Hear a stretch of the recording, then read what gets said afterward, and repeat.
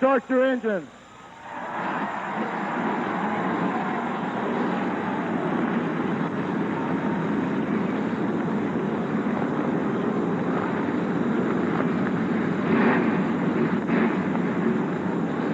Bonnet has signaled 40 drivers to start their engines and begin the Heinz Southern 500 from Darlington Raceway in South Carolina. Race number 21 out of 29 in the Winston Cup season for 1990. A Labor Day tradition that began in 1950 here at this facility on the very first super speedway that NASCAR ran on. Here to carry on a Labor Day weekend tradition that began 40 years ago, the Heinz Southern 500. Good up. 9 more races to go. 423 markers separate the top 5 in points, and these guys are starting within the top 10.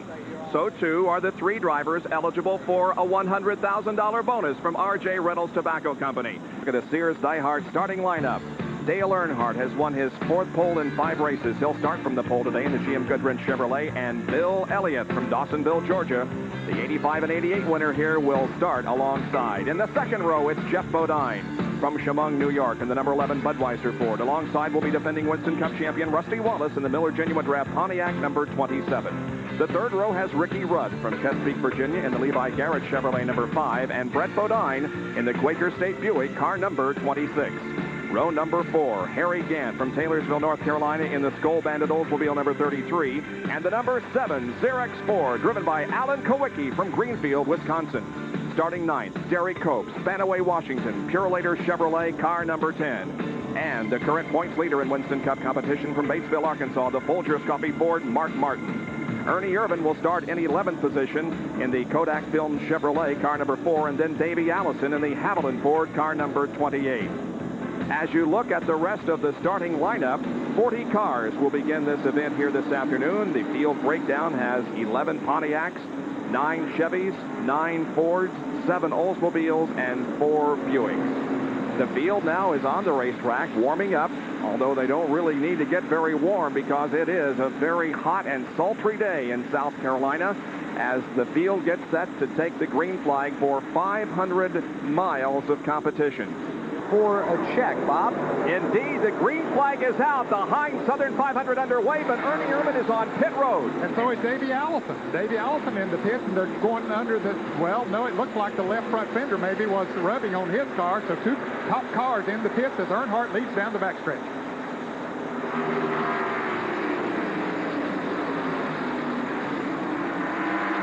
Those 2 cars get out and should stay in the lead lap.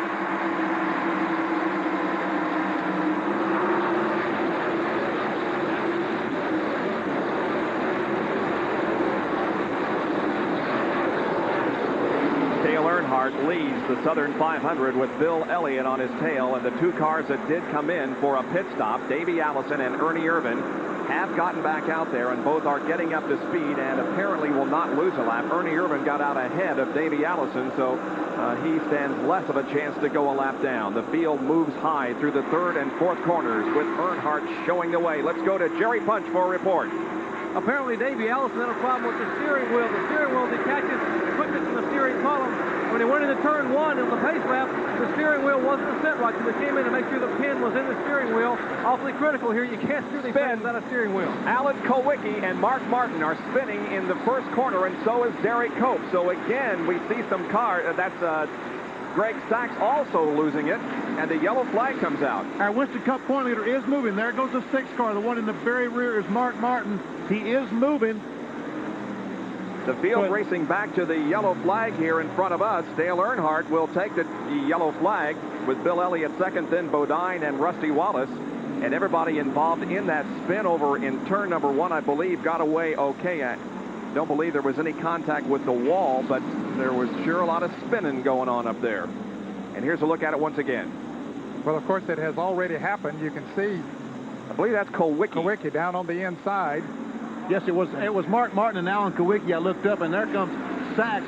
He sees the smoke, backs off the gas, and he spins. But again, I don't think the contact between the 3 cars, Sachs doesn't hit anything, and I don't think the contact between the first 2 cars, Kowicki and Martin, was that severe. So, listen.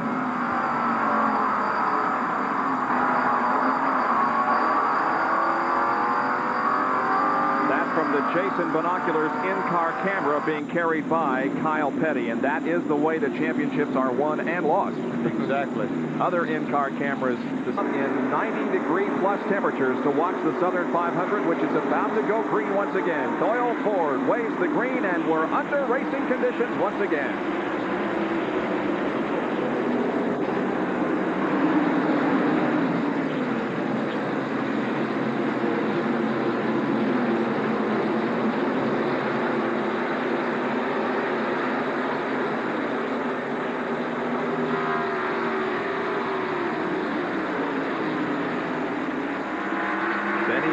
Talked about this racetrack and how it can grab you and bite you and send you to the sidelines, and already we have seen 3 cars spin, but all of them are back in competition. And they were very fortunate, Bob, to be back in competition, because most of the time when you get involved as near up front as they were, it can be very serious, but they were very fortunate here today. Pretty much single file formation now. There's the number 2 car, Charlie Glotzback, and there are the 3 cars passing Charlie Glotzback in the number 2 that were involved in, or rather 2 of the 3. Ernie Irvin, of course, had a problem early. Davey Allison had a problem early, sending both of those to the pit road before the green flag. Craig Sachs coming now up on Mark Martin and Alan Kowicki, the 3 drivers involved in the incident. I'll tell you, they got a tough road to hose from that far back, but they just need to be patient. They all have good race cars, so if they're patient, they can work their way back up through the field, as Rusty Wallace trying to work his way up through the field. Battle for 3rd position. Rusty Wallace takes 3rd away from Jeff Bodine, but here comes Jeff back on the inside to retake the position, and up front we're going to notice a great battle for the lead between Dale Earnhardt and Bill Elliott. Down the main straightaway, completing lap number 9, and Elliott was a half a fender ahead at that time, but Dale Earnhardt goes back in front into turn 1. But here comes Bill back on the inside. This is classic Darlington racing. Those 2 guys this early coming through turns 3 and 4 side by side was most impressive. Now, is Earnhardt going to beat Bill in? Yes, but he's going to go up. But Bill backed off too much that time, Benny, to dive under him. He says it's too early in the race to be taking any unnecessary chances. Oh, looky here now. Harry Gant on the apron of the racetrack. Like I said, you get on the apron, you can't spin. That's 4th, 5th, 6th, 7th, and on back. Ricky Rudd, Jeff Bodine, then comes Harry Gant and Brett Bodine. Let's see, can he gather it back in? A near loss. He does save it. He does not spin. No yellow. Brett Bodine continues but loses several positions. Well, I'll tell you, he did a great job of not spinning that car out. Can you imagine that? He was spun out and he didn't go all the way around. Yeah, he was totally sideways and got back in the throttle and saved it. Here they come off the 4th corner once again with Earnhardt continuing to set the pace.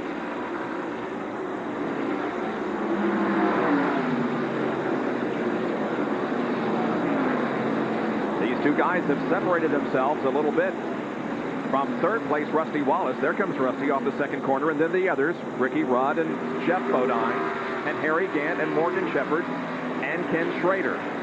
I can't get over Brett Bodine. His car was almost completely around, and he saved the car. And down on the flat part of the racetrack where it's impossible almost, but he did. Great driver.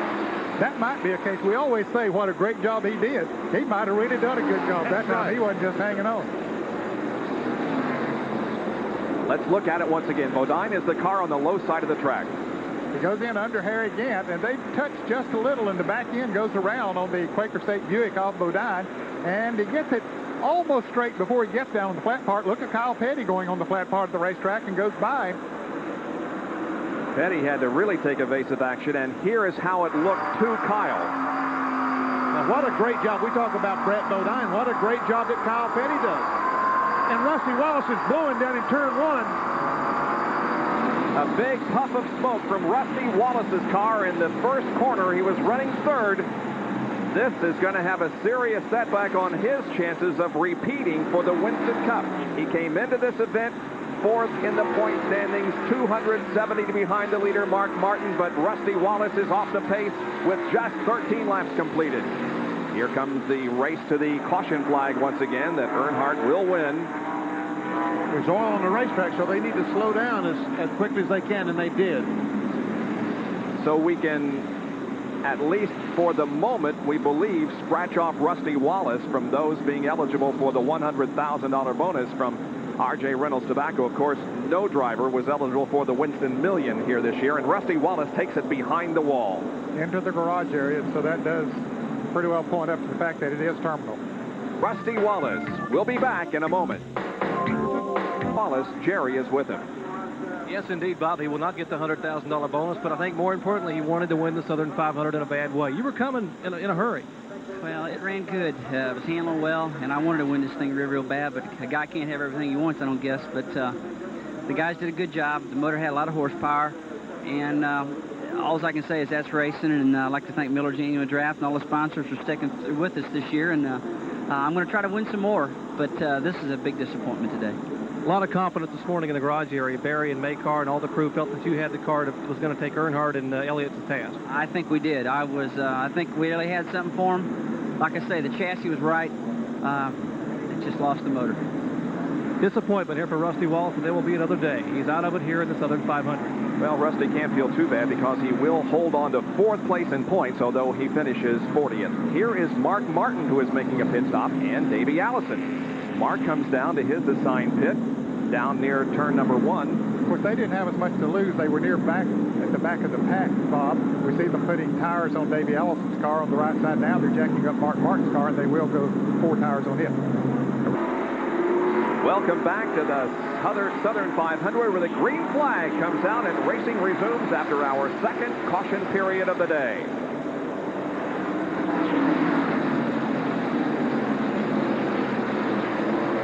And if you watch that line come down to the start-finish line and take the green flag, you wonder why they don't go 2 or 3 abreast. That is against the rules. You cannot pass a car on the inside before you get to the start-finish line. Morgan Shepherd and Ken Schrader involved in a battle for position here. That's for 6th spot. Shepherd has it. The Motorcraft Ford, Schrader right behind Kyle Petty on Ken Schrader's tail. Today, Schrader has made a good move, Bob, up through the field. He started 21st in this field, and after 20 laps, up there in the 7th position. From the Jason Binoculars in-car camera, riding with Kyle Petty right behind Ken Schrader as they go down the backstretch.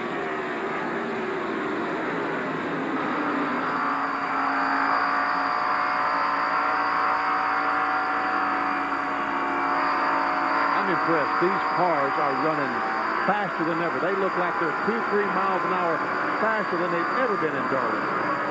Could be the radial tires, Benny. Of course, they ran the radials here in the spring with great success. Brought them back here in the heat of the Labor Day weekend. But that could help them to run faster.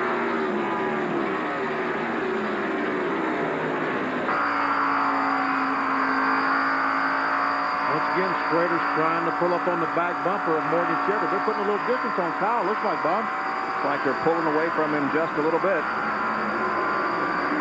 Go to the Heinz in-car, carried by Jimmy Spencer. He doesn't have a whole lot of traffic in front of him to deal with. Just ahead of us on Charlie Glotzback in the number 2 car. And Harry Gann is making a pit on Jeff Bodine. This is for 4th.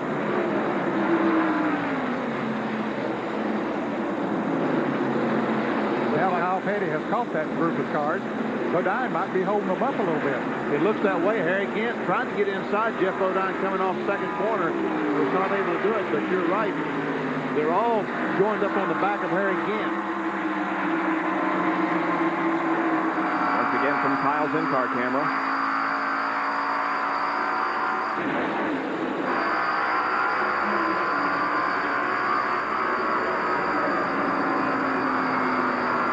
Morgan Shepherd. Oh, Morgan Shepherd and Ken Schrader touch, and Schrader goes up into the wall, scraping it.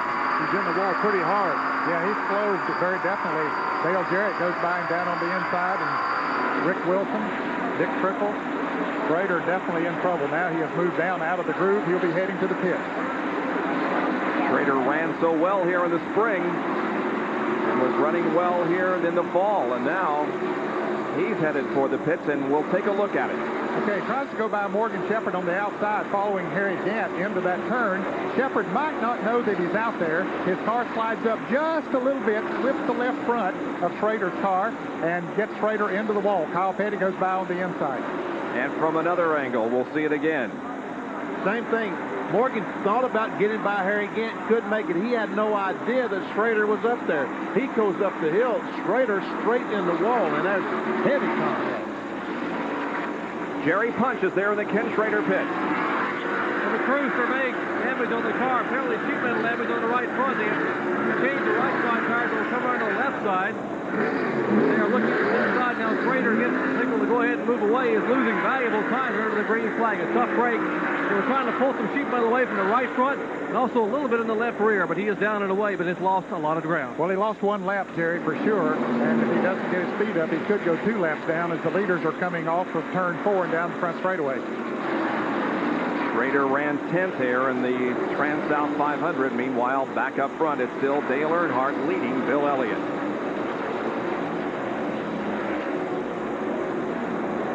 Got to give a call for Bill Elliott. This is one of the better runs he's had this last 2 or 3 months. He did run very well in Michigan in June, flew up with about 15 laps to go or something, but he's running extremely strong so far. And I think he's being very patient now, Benny. The Coors Ford is running and handling well for him. He made an attempt or so to pass Earnhardt. Wasn't going to be easy, so he just stepped back and just decided to follow. And here's Ken Schrader going behind the wall with the Kodiak Chevrolet. Boy, that puts 2 of the top contenders in this race behind the wall. Rusty Wallace is already out with a blown engine, and now Ken Schrader goes behind the wall while the crew tries to find out if they can fix that car. And it is a steering problem on the 25 car, so they may be able to get it fixed. Well, he's been all the steering in the front of the car when he made contact, bit the balls. All this stuff is going to have to be replaced. Earnhardt, the defending champion of the race. Here is Mark Martin weaving his way through traffic, going to the inside of Greg Sachs. That's the battle for 24th and 25th position. Davey Allison looks inside of Greg Sachs. But Davey couldn't make the pass. Now he falls back, and they're going to go single file to turns 1 and 2.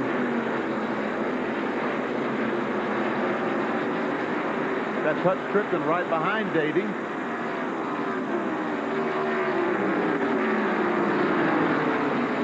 Mark Martin running 24th after a skirmish up in turn number 1 early. Davey Allison goes inside of Greg Sachs and will try to pick up the 25th position, and he does. Davey Allison moves to 25th. Let's go to Jerry, who's in the Ken Schrader garage area. Actually, he's behind the wall, Bob. They are working the crew now. Richard Broom will change the A-frame and the lower control arm on the right front of the car. Schrader is still sitting in the car hooked up. Kenny, what happened out there? Morgan just ain't looking where he's going. He's worried about somebody passing him, and as he's, I got up alongside, not up alongside, got the front end up there, and he just went up to the wall. Well, Schrader sitting in the car, losing valuable time. They will get the car repaired, but he will lose a lot of time and a lot of points here toward the Winston Cup point race. Ken Schrader 9th in the Winston Cup point standings, and here is a replay from Kyle Petty's Jason Binoculars in-car camera. Happened right in front of him. Well, you can see Schrader trying to move up on the outside off Morgan Shepherd. That really is not the place to pass on this racetrack, on the outside going into turn 1, but he saw the opening up there, thought he could make it, but didn't work. Dale Earnhardt continues to lead the Southern 500 with Bill Elliott running in 2nd spot. We'll be back with more of our live coverage right after these messages. Stay with us. 35 laps completed out of 367 that make up the Southern 500, and Dale Earnhardt, who has won the last 5 of 9 races here at Darlington, has the lead this afternoon, followed closely by Bill Elliott. As now Earnhardt moves up on the slower traffic and begins to pass those cars. That's the number 82 machine driven by Mark Stahl. He's closing in on H.B. Bailey. He'll be the next to go a lap down. HB in the red and white car. Now, there's Ricky Rudd and Jeff Bodine, and here comes Harry Gant and Kyle Petty, and those two have been going at it for the last few laps, and here is Kyle moving to the inside as we take a look from his in-car camera, and he makes a nice clean pass on Harry Gant. Boy, that looks so easy.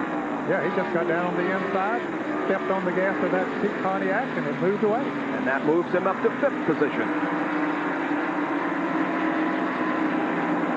Still no sponsorship announcement on that number 42 car for 1991. Peak will not be back as the primary sponsor. Gary Nelson says that they're not quite ready to make the announcement. But they don't seem to be too worried. No, he said, but if you get thirsty the next few days, I'd like for you to drink some Mellow Yellow. So maybe the national driver has turned a few laps in the car. He will be standing by in the Kyle Petty pit today in case he's needed as a relief driver. Talked to Jimmy this morning as we were leaving the hotel, and he is ready to step into that car anytime that Kyle feels that he can't continue. There's Harry Gant, who was passed by him but is holding right with him. And there is Ricky Rudd and Jeff Bodine as they're right ahead of Kyle and Harry. They're running third and fourth. Rudd running third. Jeff Bodine fourth. Kyle Petty now fifth.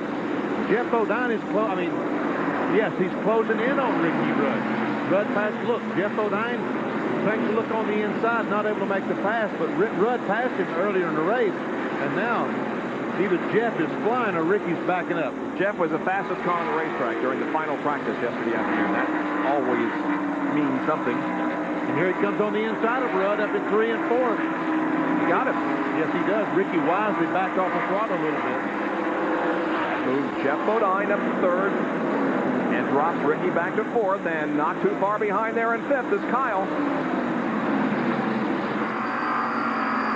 Oh, it's spin right on the front straightaway. H.B. Bailey. H.B. Bailey slams the inside wall right here on the straightaway. Quite a bit of damage to H.B.'s car on the front end. He is in his fourth decade of racing here at Darlington, but it's come to a rather disastrous end here this afternoon. Trying to get the car refired. I expect we'll see some pit stops this time, fellas. Yeah, there's no doubt about it because we've been 41 laps.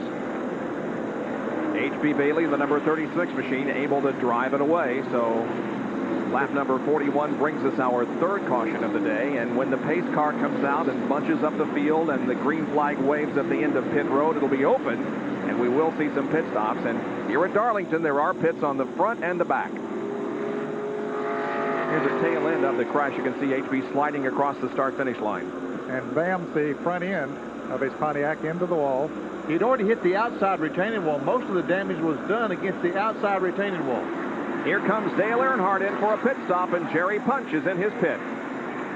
Everyone will take advantage of a pit stop, or should, really. Here's Earnhardt making away down pit road. Elliott, Bodine, Rudd, and Dale Earnhardt's Goodrich crew going to work on the right side of this Chevrolet. It will change all four tires. Remember the radial tires here, which don't really wear that bad. Pick it up in a hurry. Bill Elliott's crew now servicing his car on the bottom of his screen. Right side of the Elliott car. They move around to the left side. That's Mike Beam and the Coors crew already putting left side tires on the Goodrich Chevrolet for Dale Earnhardt. Left side tires, they have trouble now with the jack on the Earnhardt car. They cannot get the car off the ground. They keep pumping. Elliott is down and away, and they are just now getting the left rear tire on the Earnhardt car. He is down and out. Bodine is away. Here goes Harry Gant, Kyle Petty. They all move back to turn one. Several getting out ahead of Dale Earnhardt. He'll fall in behind Ricky Rudd there and ahead of Harry Gant and Morgan Shepherd. Boy, that's a tough break. I tell you, pit stops are getting more and more important because the competition's so close in Winston Cup racing. Track position is then next to a moment ago.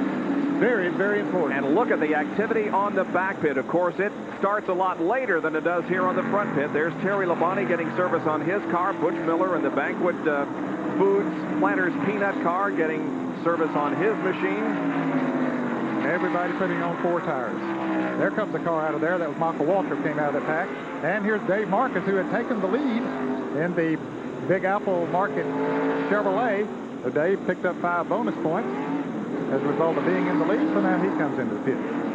Dave Marcus in the number 71 car. He's still nursing the broken leg that he suffered in the practice crash prior to the Pepsi 400. Under caution once again at Darlington Raceway in South Carolina. And there was $1 million at stake for Darrell Waltrip, who had already won Daytona and Charlotte. He began from 9th starting position and drove a conservative race early. Meanwhile, the two who were battling for the Winston Cup were also battling for the race lead. It took Dale Earnhardt 54 laps to move from his 10th starting position to take the lead from Wallace. Waltrip, despite his conservative attitude, bumped the wall and finished 22nd. Wallace and Earnhardt, meanwhile, continued their fight for the lead. With just 62 laps to go, Earnhardt takes the lead for the final time and goes on to take his third victory of the 1989 season. The win was especially important for Earnhardt, whose father Ralph had been inducted into the Hall of Fame earlier in the weekend.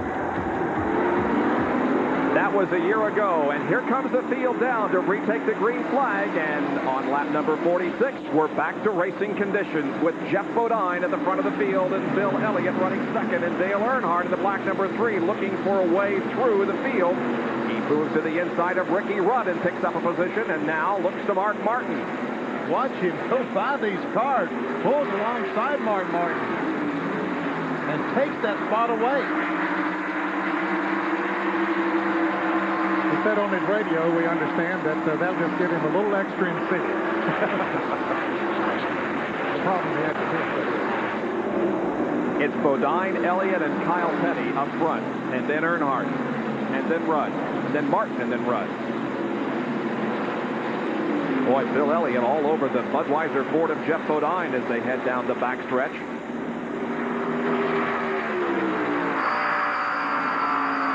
Going inside Kyle Petty's car once again from the Jason Binoculars in-car camera.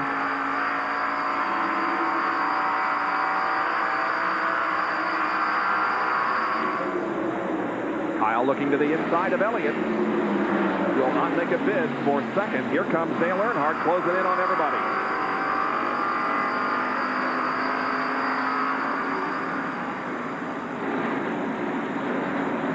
Hasn't taken Earnhardt long to move up on the lead group.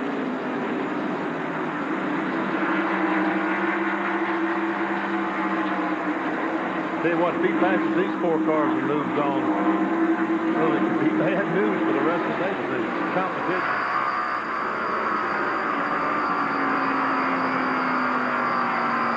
Elliott moving to the inside of Jeff Bodine, and will try to take the lead away from Jeff. 2 Fords going at it. They touch, but Bill Elliott comes away with the lead. And here comes Kyle Petty down to the inside of Jeff Bodine. Did not make it. Had to back off, let Bodine have the preferred line. Turn 3, just don't go in there 2 abreast. Here comes Dale Earnhardt now going for third position as he passes Kyle. 2 wheels on the apron as he went by.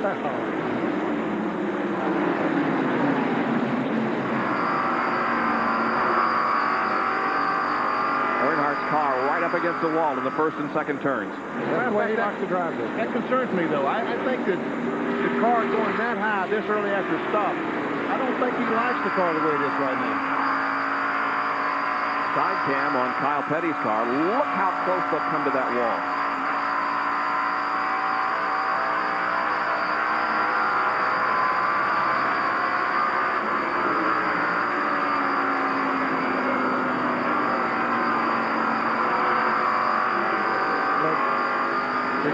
Making a pass on Morgan Shepherd. If he does that, Lake Speed went into the pits and unscheduled pit stop on the backstretch in the Treadstone Oldsmobile. Ernie Irvin makes that pass on Morgan Shepherd pretty easily.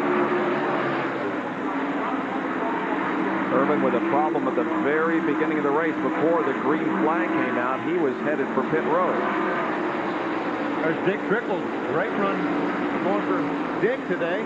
This is Cale Yarbur's car owner's hometown. Kind of like last week was Ernie Irvin's car owner's hometown. And that's the scene that Dick Trickle sees when he looks up in the mirror. Look at Mark Martin. He's dropped down on the inside of the track, and Ernie Irvin and others pass him. Mark Martin's got a problem. It appeared there for a second. Well, right now he doesn't want to race with anyone. Yep, I think that's it. So are you telling me that perhaps Mark Martin has $1 million in mind in the championship more than taking chances and winning races right now? I think he's thinking about a trophy more than $1 million. Think so? Yes. This is the Phillips 66 bumper can. Well, there is a lot of prestige that goes with winning the Winston Cup. Certainly Mark Martin would love to win it. But you don't want to take chances, fellas, this early in this race. You've got to have a lot of patience here, and I'm sure that Mark Martin has drilled that into his own head. So has Jack Rouse drilled it into his head. You've got to have patience.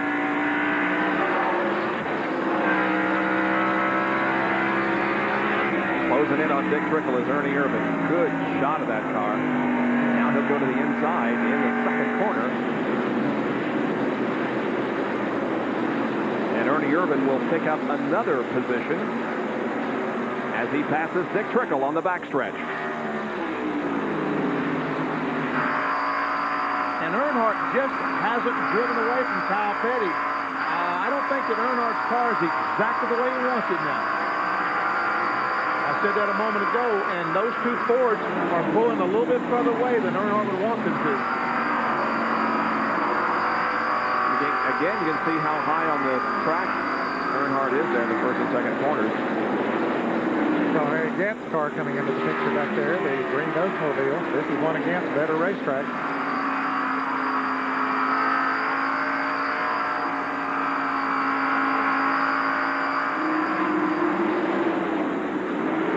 There comes Harry, the green car. Behind the blue car is Kyle Petty, the black Dale Earnhardt. Harry Gant, the winner 3 times here on this racetrack. The Southern 584, Trans-South 500 and 83 and 89 as you take a look at the field after 50 laps.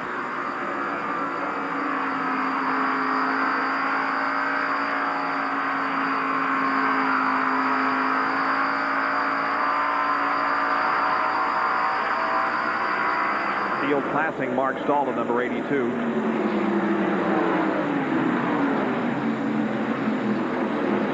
Look how high Earnhardt is going right up yeah. against that outside turn. Let's go to Jerry Punch with an update on Dale Earnhardt. Well, apparently, Benny, you're exactly right. Earnhardt's car is pushing pretty badly. He is having trouble turning the car in the corner, but Childers says they didn't want to loosen the car up too much early on because a loose race car can be a severe liability here. He said the car was pushing when it took the green flag, but it went away in a hurry, so maybe with another 15 or 18 laps of green flag racing, it'll loosen itself up and the push will go away. Let's check up in the Mark Martin pit where John Kernan is standing by. Well, Jerry, we saw Mark move over and let some cars go by him a while ago on that last pit stop to get back up in the front of the pack. Martin's team elected to take on only 2 tires, and so the car is just a little bit loose. And you see 94 Sterling Marlin just passing by Morgan Shepherd. So it's a problem right now that they're going to have to ride out. They're just a little bit loose on the Mark Martin car. And also Jeff O'Dime, when Bill Elliott made the pass, Bill Elliott came up behind him, and when he did, it upset the air on the spoiler, and when the car gets behind O'Dime, they've noticed that it gets real loose in the corners. So that's a problem they may have to correct on the next pit stop. Mark Martin has fallen all the way back to 11th position. There's Morgan Shepherd just ahead of him in 10th. The lead continues to be held by Bill Elliott, who leads Jeff Bodine in the Heinz Southern 500. We're live from Darlington Raceway. We'll be right back. Back at Darlington International Raceway, Bob Jenkins, Benny Parsons, Ned Jarrett, John Kernan, and Dr. Jerry Punch as Morgan Shepherd is on the move. He has now moved up to the 8th position, and Ricky Rudd is the driver he just passed, and he's telling his crew on the radio that he's not comfortable with the right rear. He knows it's not flat. He's just not comfortable with it. You know, Morgan Shepherd, remember in the spring how strong that Motorcraft Ford was? And it hasn't lost a great deal since then. The car extremely good this afternoon, and here comes Mark Martin back.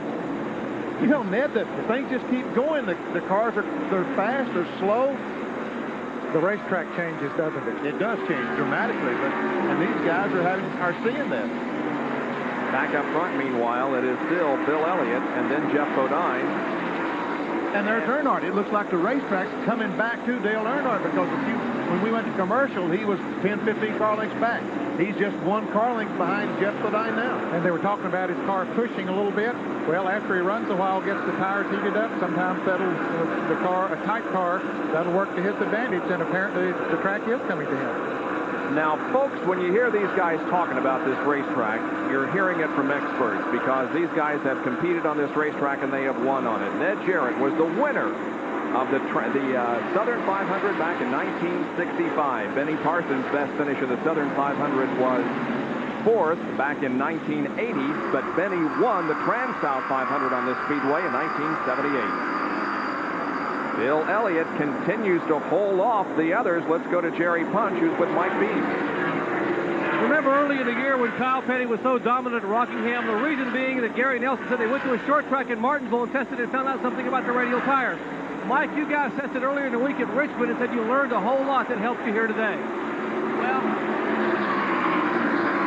we just tried different things on our other car, and, you know, we thought maybe it would help us here. I was there the other day, and Bill said, you know, maybe we ought to just try our Richmond setup, because it went way off the wall up there, and it seemed to help the car, because, you know, we've been hurting on these radials anyway, so I just loosened myself under it, you know, and it ran well. We come off the truck, did all the boys in the shop, they got this car ready while I was in Richmond, and we learned a whole lot, and hopefully we win a race for our fans. You know, we appreciate them standing behind us. I know we haven't won a race, but we're trying hard anyway. Indeed they are, guys. Can you believe it? A short track setup working here on Radial Tires at Darlington. Yeah, I think that's possible, Jerry, because this track has a lot of short track characteristics. As Benny mentioned at the top of the show, turns 1 and 2 are very short and tight there, the pointed end of an egg. When you look at this track from an aerial view, it is egg-shaped. And getting traction through the corners here, you're in the corners a lot, and so you need a short track type of a setup, so I can believe that would work. Well, Elliott continues to show the way over Bodine and Earnhardt, but look at Ernie Irvin come up through the traffic. He passes Harry Gant and moves into 5th. Someone told me just a moment ago that Ernie Irvin was about 3/10 quicker than Bill Elliott, so he could be the fastest car on the racetrack. Here is the serial on Ernie Irvin. Look, he started in 11th position, was all the way back to 26th because of his early problem by the 15th lap, but he moved up steadily to 19th to 9th, and now is in 5th position at the end of 67 laps. Ernie looked good in the Busch Grand National race yesterday before problems. He attacks this racetrack. There's Harry Gant going extremely high. Remember, with the last year, Harry Gant hit the wall 3 or 4 times down in turn 1. Looks like he's not afraid of it anyway. No, he lets it drift up there. The most recent winner in Winston Cup competition, Ernie Irvin, pursuing Bill Elliott.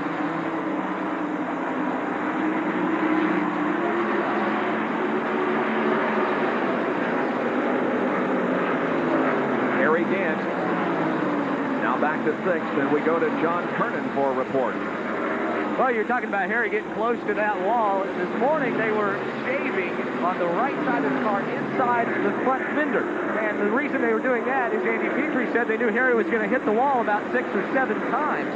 And they wanted to make sure he had plenty of clearance from the sheet metal through the tires. So they thinned it out probably, I don't know, maybe just a couple of millimeters, but enough that they hoped would make the difference. I don't know whether that's an expression of confidence in your driver or not.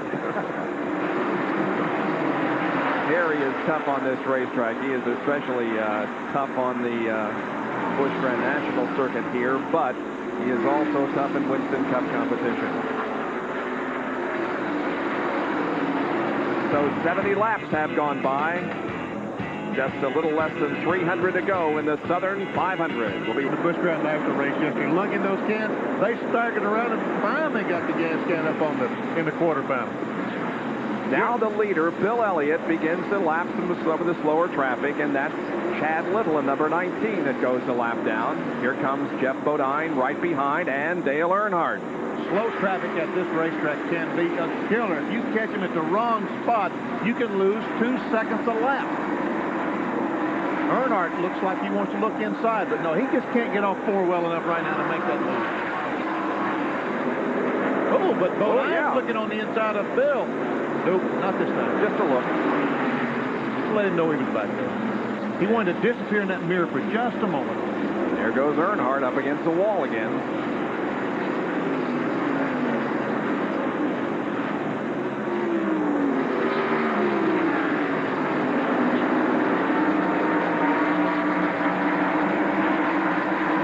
Earnhardt's running awful low in 3 and 4. Both those 2 cars in front of him run very high.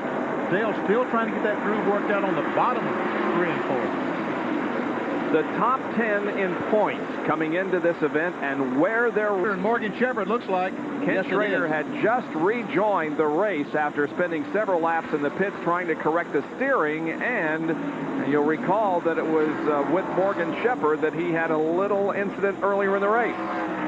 Yeah, that's what sent him into the garage area for those repairs. Looks like Shepherd is moving away now. Schrader's car, quite a bit of damage to it down on the inside. I thought Morgan was going to come down and say something to Kenny, but he didn't. Both cars are moving. I don't think he can fix that car. That car is heavily damaged. Certainly they can't get it to where it would run competitively again. Of course, he's already a lot of laps down. You can see a lot of smoke coming from Motorcraft Ford or Morgan Shepherd. It's perhaps tires, fenders rubbing against tires, and the damage is more, I believe, on the right, no, the left front there. That's where that smoke is coming from. Meanwhile, here come the leaders. It's Elliott and Bodine and Earnhardt and Kyle Petty and all the others coming down pit road. Let's go to Jerry. Bill Elliott brings his Coors Ford to a halt. Mike Beam, Chuck Hill, Ernie, and Dan Elliott, and the rest of the Coors crew are going to work on the car. They will change all 4 tires. They were concerned about how strong Jeff Bodine was running earlier. They want to make sure they get the stagger exactly right. Let's check in this Bodine pit with John Kernan. The crew goes to work. Right side's already on. Left side lugs off tires. The jack going under. Tires coming up, going on. They got the last pit stop in under 21 seconds, and it looks like they've got another one going now as Jeff Bodine is down and away. Ricky Rudd is in, and this is a big break for the Levi Garrett Chevrolet. Rudd thought that he either had loose lug nuts or an equalized right front tire and had a vibration, and they told him to hang on now. Problem, the lug nut drops off, and they get it on quickly, and big break for Rudd. Stays on the lead lap, but he is back in the pack. He's still on the lead lap. Rudd and the others going back out onto the racetrack after service, but Morgan Shepherd remains on pit road as the Bud Moore crew tries to get the sheet metal pulled away from the left side tires. Yep. Hoping to get a lap back. Field accelerates and takes the green again.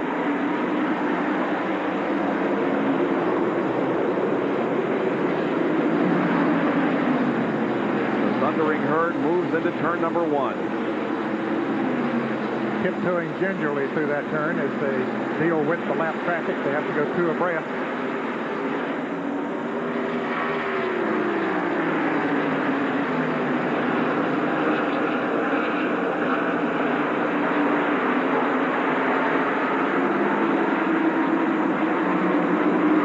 Let's take a look at a Big A Auto Parts pit stop performance on 4 drivers.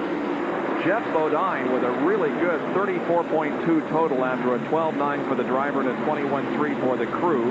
The quickest of the 4. Now, the Dale Earnhardt crew normally performs the fastest service, but we find him at the bottom of those 4 cars listed there. And normally Earnhardt is the fastest in and out of the pits, but I don't know whether his pit position here today that they chose probably had something to do with that.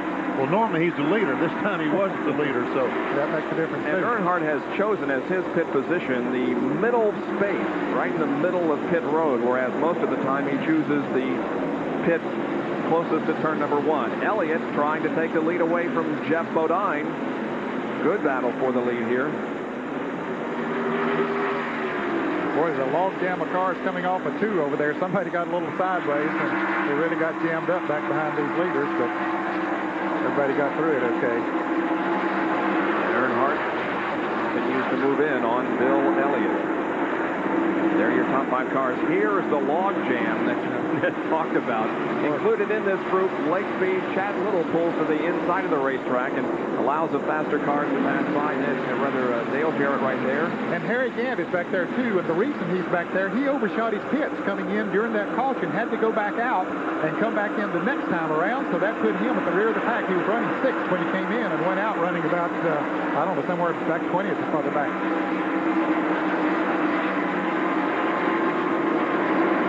Here's Harry moving to the inside of Dale Jarrett. They rubbed coming off the 4th corner. Harry has position now going in turn 1. Dale will back off, let him go down in the corner. I hope he's smart enough to do that, and he was. Now look at Terry Labonte moving on the inside of Hut Strickland, car number 12. Hut goes a little wide there. Here's Lake Speed. The Redstone Antifreeze Oldsmobile. 1988 winner of the Trans-South 500 Lake Speed in that yellow number 83. Here comes the yellow 75 of Rick Wilson. And there's Brett Bodine moving the Quaker State Buick around Hut Strickland. And Derek Cope makes it 3 wide here on the main straightaway. He wasn't that. No, he didn't do that. Here's 3rd, 4th, and 5th. Dale Earnhardt in 3rd, Kyle Petty in 4th, and Ernie Irvin in 5th place. And here is Rudd moving to the inside and picking up the position. Rob Moroso having a good run. He started 22nd and is now in the top 10. And we talk about young drivers. Rob Moroso just 21 years old. long future ahead of him in Winston Cup stock car racing. Take a look at those who have dropped out of competition. Remember that Rusty Wallace was the very first driver to fall out of the race with an engine problem. However, because he had enough of a lead over Elliott in the points, Rusty will maintain third in the battle for the Winston, rather fourth in the battle for the Winston Cup. Here's Kyle Petty making a move on Dale Earnhardt, headed for turn number 1. They go in side by side, and Kyle gets the advantage through the corner. Earnhardt battles back on the outside, up high on the wall, and wiggles a little bit coming off the course. Let's see what happens as they go down the backstretch. It's Earnhardt slipping ahead just a little bit. He had the momentum coming off the turn. Let's see if he slides up. No, Kyle's the person that slides up going into that turn, so he was not able to make a pass. Now we watch Ernie Irvin. There's Ernie. He picks up the spot, passing Kyle. And Sterling Marlins joins the action. He says, hey, I want to play with you guys up front where all the action is. 3, 4, 5, and 6 right here. Well, Sterling Marlin started in 23rd position here today, which was the last position that you could be in to pit on the front stretch. And he qualified on Thursday, was back in the pack, didn't have a very good qualifying run. They took the backup car out of their truck, hoping it would run faster. They had a brand new car here for this race, took the backup car out and re-qualified just so they'd have an opportunity to get to pit on the front stretch, and sure enough, it worked for them. They qualified 23rd, which was the last spot to pit on the front. And during the qualifying and practice sessions here, we had some cars in the wall. Hut Strickland visited the wall, so did Harry Gant, Bobby Helen, and perhaps the most serious was Greg Sachs, who broke his right foot. But then later went out and qualified for the pole for the Grand National Race. Car spinning in turn number 1. Looks like Jimmy Means. And Chad Little down on the inside has spun. There is Chad Little. Jimmy Means scrapes along the wall, rides it through the second turn and down the backstretch. The Alka-Seltzer Pontiac, tough break for Jimmy. He's had some real tough breaks here in recent races. But he's trying to get it on up the straightaway there as far as he can out of harm's way. And it looks like he's going to do that now. He's going to try to pull it down to the inside of the track, get it back to the pits. Of course, he's one of those drivers pitting on the backstretch. Apparently, Richard Petty, number 43, may have been dropping some fluid on the racetrack that resulted in this incident. It looked like a little smoke coming from the back of the car as he coasted around, Bob, and I believe he is coasting. So he's going into the back pits for Richard Petty in the STP Pontiac. The pit lane. And here is the leader of the race, or Bill Elliott, coming in, and Jerry Punch will report. Although Bill Elliott only pitted some 14 laps ago on lap 80, he is going to come in and change 4 tires because he has a vibration in the car. They were concerned about possibly an equalized tire. They don't really cut these tires that often, so you don't worry about a tire going down, but a vibration is something you don't want to take a chance on here in Darlington. Now, Dan Elliott's crew changing the left side tires. They've already replaced the right side. Put the lug nuts back in place, top it off in fuel, and we'll drop the jack, and Bill Elliott is away. Richard, you've been sort of hustling to try to get the car to handle. What seems to be the problem now? Well, right now with the track, the condition it is, we're a little too tight off of 4 and just a little loose off of 2 over here. So we're going to adjust the car, try to help them off 4. Looks like where we're getting to be worse right now. Is 4 the critical spot, so you'll let him go ahead and continue to be loose off 2? Yeah, if we can get him through 4 over here. He says he hadn't even used the throttle at all yet through 4, so that's where we got to work on it right now. Earnhardt's got a problem trying to keep the car down away from the wall in turn 4. And Jerry, that is a normal problem here on this racetrack. You can't set a car up where it'll go through both turns good all the way around. That's right. You guys alluded to that at the beginning of the race, but it is almost impossible to set a car up to run good at both ends. If you get through 4, you're going to be too loose in 1 and 2, and that's why they're going up to the top of the racetrack to try to catch the back end to make sure they don't spin out. The crowd is on their feet. Bob, jump up. Let's go. It is a sun-drenched crowd that cheers the green flag as it waves over Darlington on lap 101, and we're back to action. Make that 102.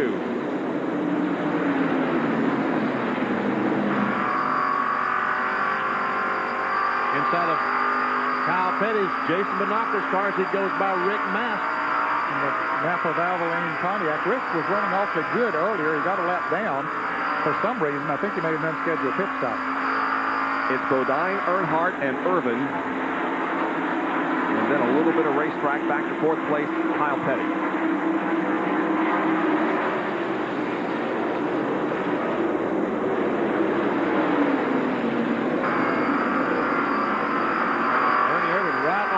bumper of Dale Earnhardt. Yeah, he all but touched him going into turn 1.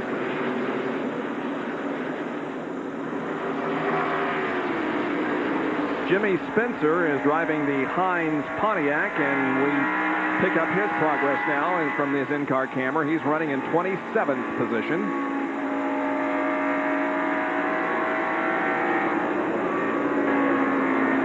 Coming up on Dave Marcus. Now, look at this. Irvin looking for second position. Goes to the inside of Dale Earnhardt. Ooh, he's going up and Earnhardt's coming down. That's a bad combination. Yep. Boy, if they touch there, that could be bad news for both of them. And meanwhile, here comes Kyle Petty to close in on Ernie. Let's go to Jerry, who has a comment on Ernie's run. No surprise at all that Ernie Irvin is running as well as he is here. This is the same car that he won with last week at Bristol, Tennessee. In fact, it's the exact same engine. Rod Pittman, the engine man, said, hey, we're going to run this horse into the ground. It's our best race car. Took the engine back, went through the valves, put it in the car. They were being kidded in the garage all week long as they kept the car covered with a canvas all afternoon to work on the car. And I asked Larry McClure, the car owner, I said, why are you keeping the car covered? He said, hey, we want this car to think it's still nighttime and it's still Bristol, Tennessee. Spin in turn 2. Car sliding to the inside. That's Jimmy Spencer. He bumps the wall. We see it from his in-car camera. He gets the car headed the right direction. I'm not sure this is going to bring out a caution. It will not. Jimmy gets the car rolling down the backstretch, and the field continues at speed. And we can see he's got some damage to the right front where it's rubbing the tire, so he will have to go in the pit and no caution flag to be able to fix it. He'd like to win this race for his sponsor, who also is a sponsor of this event, Heinz. Oh, come on, he's going to stay on the racetrack. He's moving back up to speed a little. Well, but he's pitting on the backstretch, fellas, and he's got to go down. He's already past the entrance of the pit, so he has to Car stop there.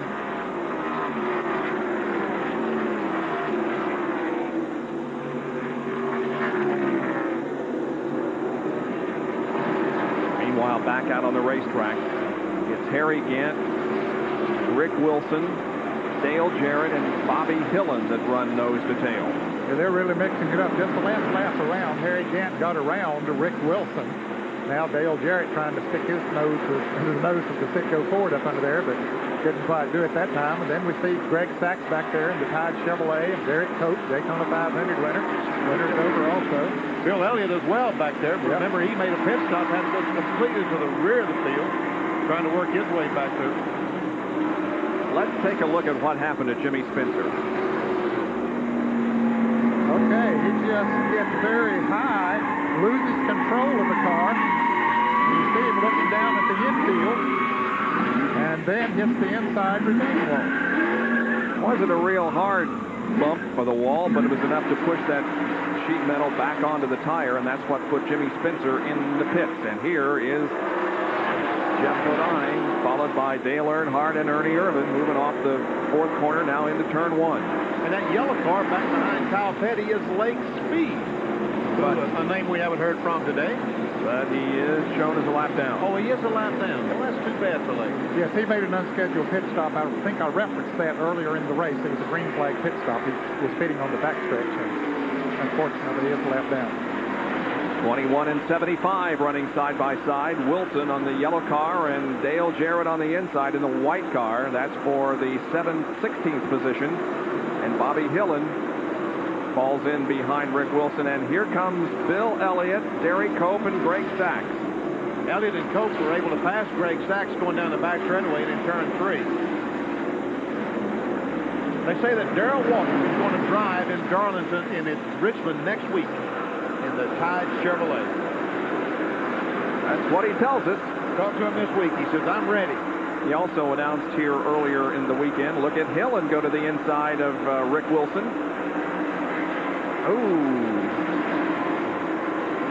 Wilson got out of the throttle, and that allowed Bill Elliott to move to the inside and take up another spot. Darrell Waltrip announcing that he has purchased his portion of the Rick Henry team for 1991, and sponsorship will be announced in a few weeks. And he is the driver. Yes. The driver, car owner. We're glad you could join us on this very warm and humid Sunday afternoon from Darlington, South Carolina, where we're presenting live the 41st annual Heinz Southern 500. From the racetrack, it is still Jeff Bodine leading Dale Earnhardt, Ernie Irvan, and Kyle Petty, with Lake Speed positioned in there, but a lap down. And look at this group of cars. It's Terry Labonte and Dale Jarrett and Bill Elliott. Yeah, you can see them going into turn 3. They ran up on Mark Stahl going into that turn, and it was really some tight racing. Some jockeying around. Here it is. Yeah. Brent Bodine going on the inside of Mark Stahl, and there Dale Jarrett runs up there. He decides that's not the smart thing to do. Gets caught in behind Stahl, then drifts up behind Labonte, and Bill Elliott slows down as well. And they all get by. Boy, a lot of braking going on there. I'm telling you, brakes are a very important factor at Darlington. We haven't talked about brakes a lot, but they use a tremendous amount of brakes here going into the first and third corner. Bumper cam on Dick Trickle's car, looking back on Bodine. Look at this. Woo. Davey Allison has slowed on the front stretch. Bill Parsons has crashed here on the straightaway. The car up against the outside wall. He keeps it rolling, and the yellow is out. Davey Allison was slow as well down the front straightaway. He sure was. Now he's back up to speed. Now, whether it happened right in front of him or if he and Phil got together or whatever the situation, Phil's going on around now. We see the tires rubbing the fender, smoke coming off Phil's car. The Diamond Ridge Pontiac. Everybody dropping to the apron of the racetrack as they come on to pit road. Jeff Bodine and Earnhardt and Irvan and Petty and Marlin and just about everybody else. Let's go to John Kernan. Tim Brewer and the crew go to work on the right side as we're anticipating a 4-tire change, left side lugs coming off. They are also making a chassis adjustment on the right rear. Dale Earnhardt on the bottom as the race to see who gets out of the pits first is underway. Now to the left side on Earnhardt. Also left side coming off on the Bodine car. Going on quickly. Earnhardt. Bodine, who will win the race? The pit. Earnhardt is off the jack, but Bodine, by virtue of his pit position, is down and away, and he is Earnhardt out, and also Ernie Irvan is right behind. There's Bill Elliott going out. Man, I tell you, it gets narrow when you get out of going out of pit road, doesn't it? It's just ever getting narrow. Elliott falling in behind Morgan Shepherd. And look at the back pits now as it becomes busy. Terry Labonte and Greg Sachs are back there along with Lake Speed. Of course, they couldn't come into the pits until after those had already gone in the front. I don't know whether it looks more like a swarm of bees or a ballet. I think a swarm of bees. And the amazing thing is, all these people, all they see is their race car. They don't see anything else but the front tire, the rear tire, the gas, the jet, whatever they're doing. That's all they see. Still fueling Greg Sachs' Tide Machine number 17 as he's pitted on the backstretch. And the field... I would see Morgan Shepherd. He's a lap down on the inside, trying to get that lap back. Jeff Bodine leads them down. You know, I think another factor in all this pit stuff is the fact that Jeff Bodine is pitted right down toward turn number 1. And as we told you earlier, Earnhardt is right in the middle of pit road. The green comes out. Earnhardt looks to the inside of Bodine as they go through the second corner. Can't make the pass. Ernie Irvan hanging in there in third. So they once again adjusted Dale Earnhardt's car. Probably have, but we'll see if he's able to make it stick this time on the bottom of the race so he can get through 3 and 4 any better. 25 cars on the lead lap.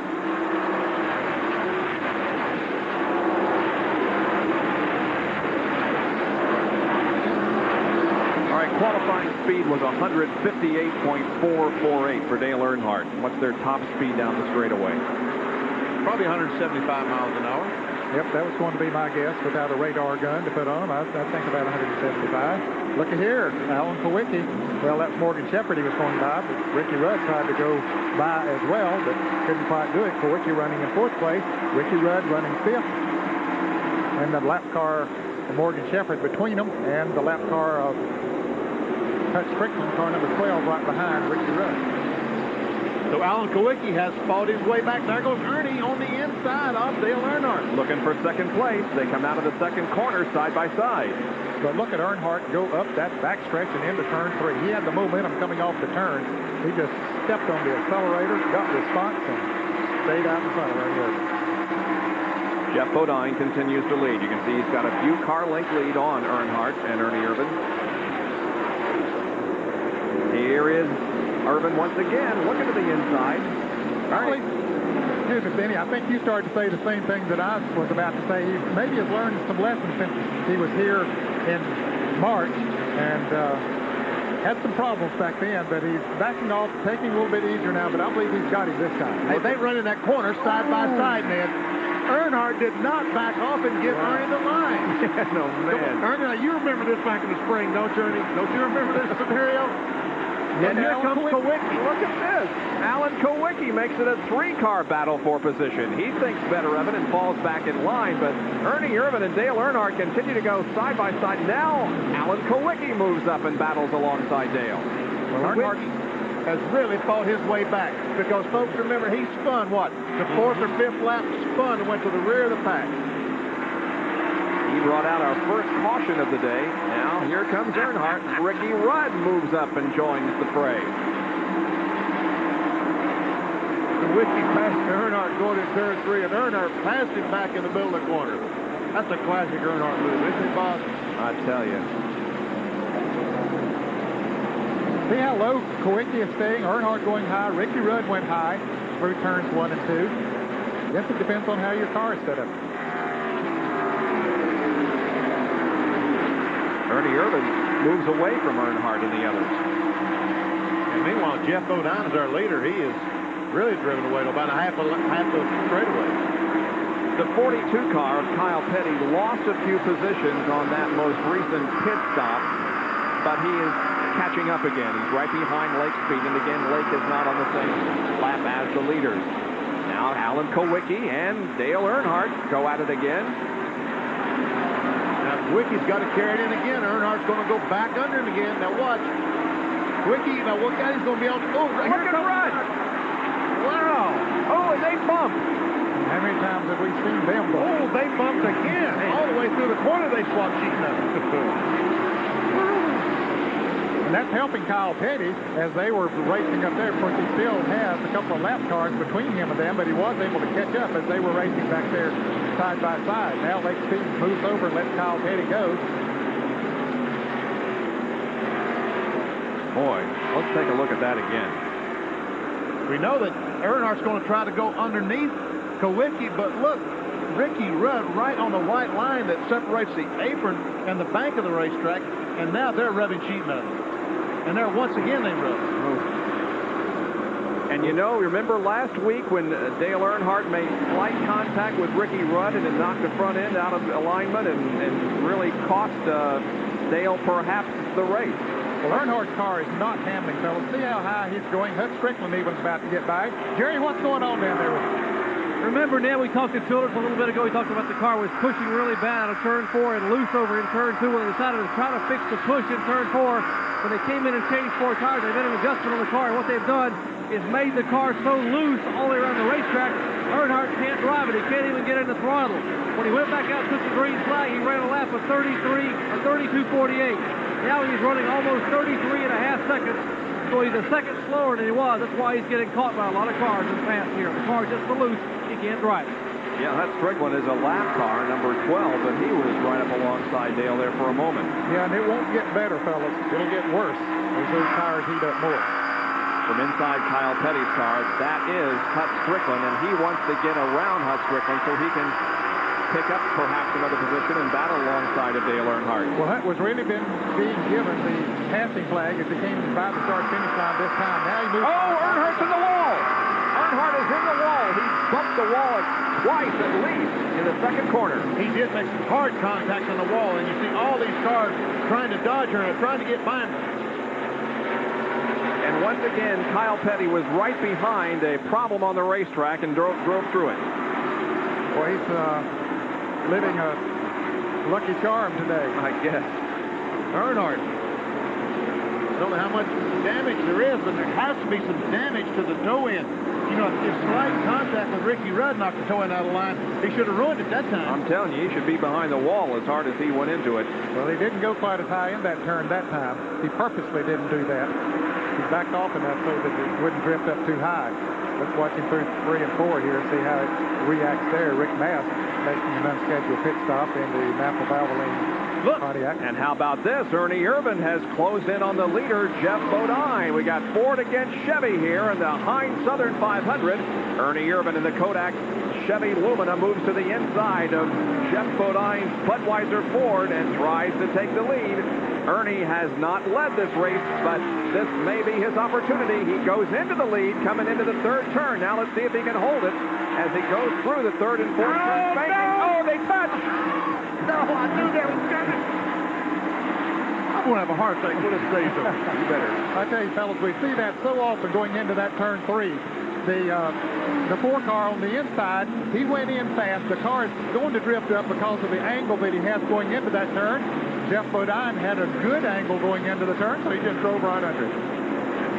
And we'll take a look at the Earnhardt incident. Well, running there by himself, and he just drifts her up high against the wall. Here comes Mark Martin down on the inside of him. He had already made the contact. Yeah, we were a little bit past it. I saw it from the in-car camera from Kyle Petty, and here it is. Now they're going down the straightaway here. Watch the black car second ahead of Kyle. That's Strickland in the red car. Boom. Gets the car extremely sideways going in the corner, and the fence saved it. If the fence hadn't been there, he'd spun out. Now look at what happened to Ernie Irvin as he took the lead briefly from Jeff Bodine, but Jeff came right back. And look at the contact between those 2 cars. Remember last fall when Ernie tried to get inside Jeff Bodine and spun? So Ernie took the lead, but he didn't get credit for it. That's you right. see this right? The 2 or 3 car lengths of Jeff Bodine. I bet you Ernie Irvin's heart has just now started beating. That's scared me to death. And I'm not so sure about what yours is. It was pretty exciting. So things settle down here just a little bit. Oh, another spin over in turn 2. Just as I say that, we do have a car sliding through second corner. Looks like Sterling Marlin? Yes, it is. No contact. It doesn't look like. No yellow flag. Doyle Ford is looking to see if Sterling can go away. And he gets it going again. He was running 9th when he lost control there in the second corner and did the spin down to the inside, but Marlin is rolling again.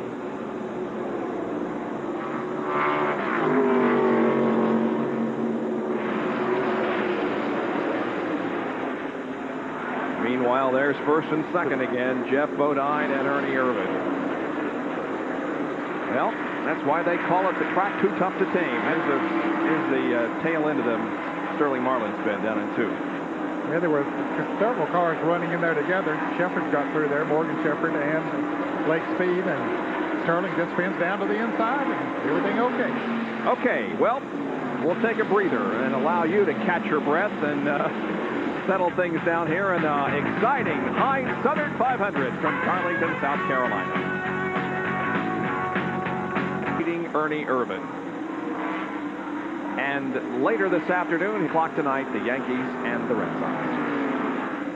Because we need to establish that Phil Parsons is still in the race. He went into the pits after we saw that damage that was done to his Pontiac, but they repaired it, so he is in the race. So it did not put him out. In fact, he's running 29th right now in the car number 29. He's 1 lap off the pace. Third, fourth, and fifth. Third place, that yellow, red, or that blue, red, and white car of Alan Kowicki. Then Ricky Rudd in car number 5, and the 42 car that carries our Jason Binoculars in-car camera driven by Kyle Petty. By the way, did you tell the folks that Ricky Rudd, that yellow and white car, is going to be the Tide machine next year? Yeah, that's right. The tobacco companies, Kodiak and Levi Garrett, are going to combine their sponsorship on one car, and the Tide sponsorship that has been on the Darrell Waltrip car for the past few years will go to the number 5 machine. There he is. Okay, there's first, second, third, fourth, right there. First and second on the left. That's Jeff Bodine and Ernie Irvin. And then coming up in third and fourth, Alan Kowicki and Ricky Rudd. Fifth place is the 42 car, driven by Kyle Petty, the Pete Pontiac. And there's Harry Gant back in sixth, worked his way back after missing his pits, a disastrous pit stop a couple of pits ago. Three-time winner here at Darlington, Harry Gant, who's running in sixth position. Now the lap car there is Rick Mast, and then comes seventh place car Mark Martin, who fought his way back from an early spin. Current Winston Cup points leader. There's Hutch Strickland, a lap down. And here comes Dale Earnhardt. Remember, he brushed the wall just about 15 laps ago. And Ernie Irvin is trying on the inside of Bodine coming off the second corner. Now, he's done this before now, folks. Yeah, he'll get him going into turn 3, but will he slide up and Bodine go back under it?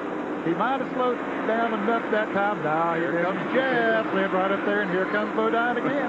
Nothing to do about it. And it was easier that time. Yeah, it was. Ernie says, I hate it when he does that.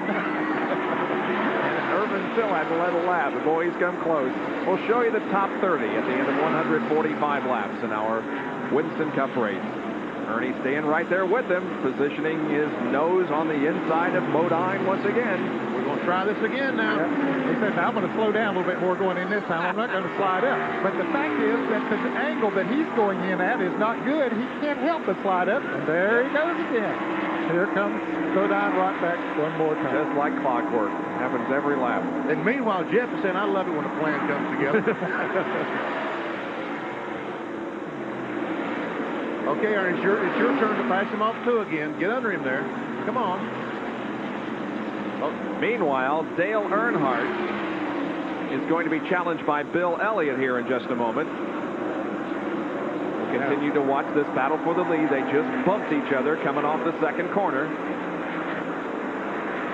And those are the cars that are out of the race. Wallace, Bailey, Duffy, H.B. Bailey crashed. Rusty Wallace dropped down the road with a blown engine.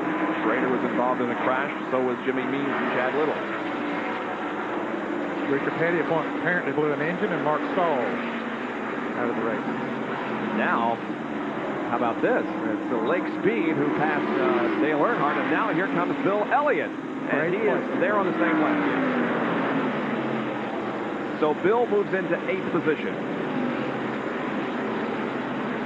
Certainly not a good sign, though, when lap traffic, as Lake Speed is, was able to pass Dale Earnhardt. Here's Irvin and Bodine still going at it. Meanwhile, nothing's changed back at the front. Well, but there has been a change in the top 5. Kyle Petty has moved into 4th now around Ricky Rudd. Ernie Irvin. Again. Boy, that could have been disastrous right there. And Irvin now passes at a different point in the racetrack. Maybe he's going to be able to hold the lead here. I don't know. No, he's right up there again. Forget it. Well, wait a minute. Now, hold on. No. Hold on, guys. No. But look, coming into the picture, fellas, Kyle Petty and Alan Kowicki. Kowicki, while they were doing all that jockeying around, Kowicki has come up there. Now he's going to make a pass for second. Kowicki is strong. Look at how he came on to Ernie Irvin, and he runs side by side with Ernie to second. It's a little loose. But he gets the car sideways, and here Ernie goes, and here comes Kyle Petty. I teach you to sprint. Bob, take it. Maybe we just better sit here and watch and let the people watch. The side cam on Kyle's car. Now Kyle moves alongside of Alan Kowicki and picks up the spot. Yeah, Kyle's car is handling well, especially in turns 3 and 4. And that's where he made that pass. You know, if it was bisplat tires, we would say that they need to cool the tires, need to back off, just run a couple laps to cool the tires. But I don't know how the regulars reacts to slowing down and not using them and sliding so much. And Ben, turn 3. I believe that's Jack Pennington in 47, sliding to the apron of the racetrack. The Nala Insurance automobile is fun. It's well off the racing surface. It's down on the bottom side of the track. I'm not sure it's going to cause a caution. No evidence yet as the leaders come by. And Irvin, again, was within a half a car length of taking the lead. He passes Jeff Bodine, and now the yellow comes out. Yeah, they were hoping these guys, even though now he gets the Kanawha insurance car going, Jack Pennington, but these fellas up front were hoping the caution would come out because those tires are getting very worn and they were slipping and sliding all over the racetrack. They want to come in and get some new rubber on. Ernie Irvin, I believe, is going to be the leader of this lap. Yeah, he's racing back to the flag, so he's going to get those 5 bonus points finally. He's had the lead a number of times, but this will be the first time that he had it across the start-finish line, I believe. There it is. Let's replay the incident up in turn 3. There's Pennington on the left side of your screen. Car just goes high. Back end goes around. Davey Allison right behind him. There's Rob Moroso. Had to hit the brakes. Phil Parsons. Oh, just you're about right. Spun out. Yeah, Phil Parsons, not Rob Moroso. Kyle Petty reported that he had a flat tire, so if that is the case, this is going to be a big break for him. Sure will. That car wasn't running like it had a flat tire. He was right in the thick of that battle for the front. Pace car picks up the field, and in just a moment the pits will be opened, and we'll see a lot of activity in front of us here. Look at the guys standing out on pit road, signaling their drivers where to stop. Now, see, Jeff Bodine gets a tough break this time because he has to follow the four car down pit road. He can't go flying down. And you see the 4 car is going to stop. Hold Jeff behind him, hold him behind him, hold him. Now he gets out of the way. Let's go to John Kernan in Irvin's pit. Well, I'm in Jeff Bodine's pit. Jeff comes to a stop. Jeff on the bottom, Ernie on the top. Right side tires coming off of the Bodine car. Right side's going on. It will be a 4-tire change. Left side lugs already off. Irvin still. Kyle Petty. And also you can see where the bump where Ernie is in. Kyle has now pitted. And let's look at Jerry Punch. Well, indeed, a break for Kyle Petty. He's gotten 4 tires. This is the caution flag came out. Kyle radioed to Gary Nelson and said he thinks he has a tire going down. So a big break for Kyle Petty as the pit crew to be able to get him in and pit, changing all 4 tires under the yellow flag. Meanwhile, the activity just beginning in the back pitch. You can see the disadvantage that those pitting on the backstretch have. They're just now starting to make their pit stops, and we'll see. Look at all the cars coming out of the front pits. Now, these cars will have to start behind all of those automobiles, and there's no way in the world they can get in front of them. Up in Terry Levine at the front car there on the backstretch, we're seeing the Skoll Oldsmobile. He has been running good, and passed a lot of race cars, but he's been playing catch-up all day. 7th caution period of the afternoon is over Darlington Raceway in the Heinz Southern 500. We're glad you could join us. We'll be back right after this. Turning to Dr. Jerry Punch back at Darlington Raceway for resumption of the Heinz Southern 500. The green flag is out once again on lap 158, and the race resumes. This most recent caution from a spin down in turn number 4 by Jack Pennington.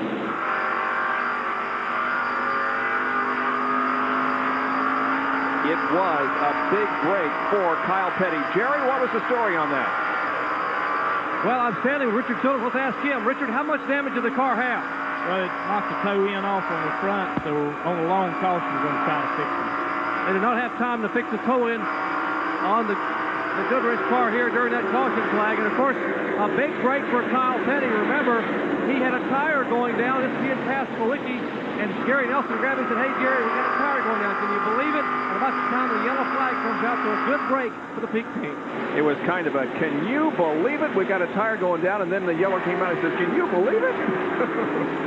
No, I could never believe it. Those breaks never happened to me. When I needed the caution flag really bad, I called it.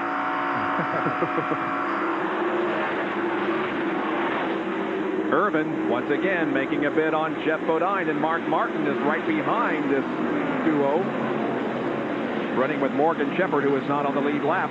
So Mark Martin is in 3rd. Mark trying to get by Morgan Shepherd. He's on the inside. I'd be surprised if Morgan does that until he does. Yep. And there's Kyle Petty in the blue and pink number 42, and he's 4th. You see a little damage to the lower part of the left bumper on Mark Martin's car. I don't think that's hurting the car at all, but a lot of traffic behind Martin and Petty. Harry Gant, Lake Speed. You saw Doyle Ford violently waving the move over flag to tell those guys, Lake Speed, Morgan Shepherd, those guys, if those fellas are outrunning you, please be considerate. That's the key. If they're outrunning you. If they can't, obviously you should stay in front of them. there you can see that damage on right under the Valvoline sign on Martin's car. That happened before him early in the race. Ernie Irvin leads Jeff Bodine and Mark Martin.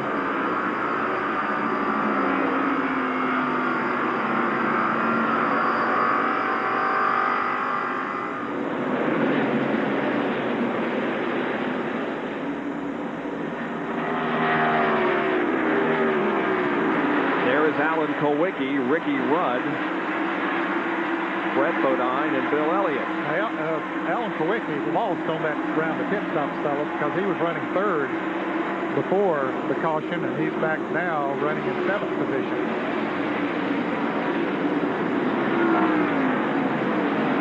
I think this car's a little bit tight. It takes a little while for it to start coming in. On the long green flag run, he gets to going good, but the car looks like it might be pushing just a little bit. And Phil, I remember he led the race earlier, but made a pit stop on a caution flag because he felt like he had a vibration or something. He's trying to struggle his way back in that course forward to the front. Car number 9 is running 9. Yep, running 9. He's gradually getting back up there.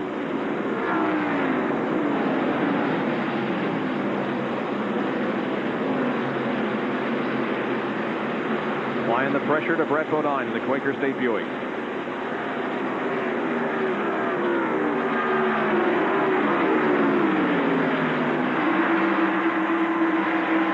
Pulls up right on the back bumper of Brett. While Brett Bodine's car owner attends many Winston Cup races, he is not in attendance here today because Kenny Bernstein, of course, is involved in the biggest race of his year, the U.S. Nationals in Indianapolis. Dick Trickle and Dale Earnhardt, and the bumper cam on Trickle's car. Okay, where is Earnhardt? Well, over there he is, up on the outside. As Bill Elliott moves around Brett Bodine just in front of those two cars, Earnhardt moves around Trickle on the outside. Boy, that's a real gutsy move on Earnhardt's part to do that. 8th, 9th, 10th, and 11th have changed positions here. Now there is Bill, who is now 8th, and then Brett Bodine, who is 9th, then Earnhardt and Trickle.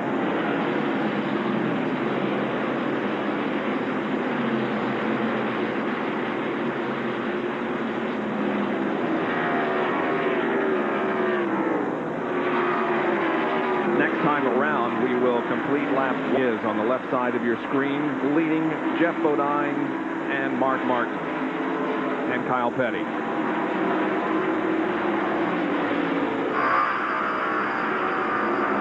There's a picture from inside Kyle Petty's Jason Binoculars today, sponsoring the in-car. Now we're going to go to Dick Trickle's bumper cam and look back on the battle. Rob Moroso is back there. Gary Cope and Dale Jarrett. And Jarrett just got around Cope the last lap as they came through turns 3 and 4. 12th, 13th, and 14th. There's the 21 of Dale Jarrett. That 10 car, Jerry Cope, remember, has a chance to pick up $100,000. And he, Earnhardt, and Rusty Wallace were the 3 guys that had a shot. Maybe we haven't explained that. Ooh! Oh! Cope goes high and flips the wall. Boom! Mike, why did you do that to Jerry Cope? Put the camera on him and look what happened. That certainly doesn't help his chances of winning $100,000. Maybe we haven't explained that as much as we should have. Of course, the Winston Million is to any driver who can win 3 of the 4 crown jewel races from R.J. Reynolds Tobacco, and because we have had 3 different winners in those 3 races, they are the ones that can pick up $100,000 by winning 2. Those races are the Daytona 500, the Winston 500 at Talladega, the Coca-Cola 600 at Charlotte, and of course this race. And here's how Derry Cope visited the first turn concrete.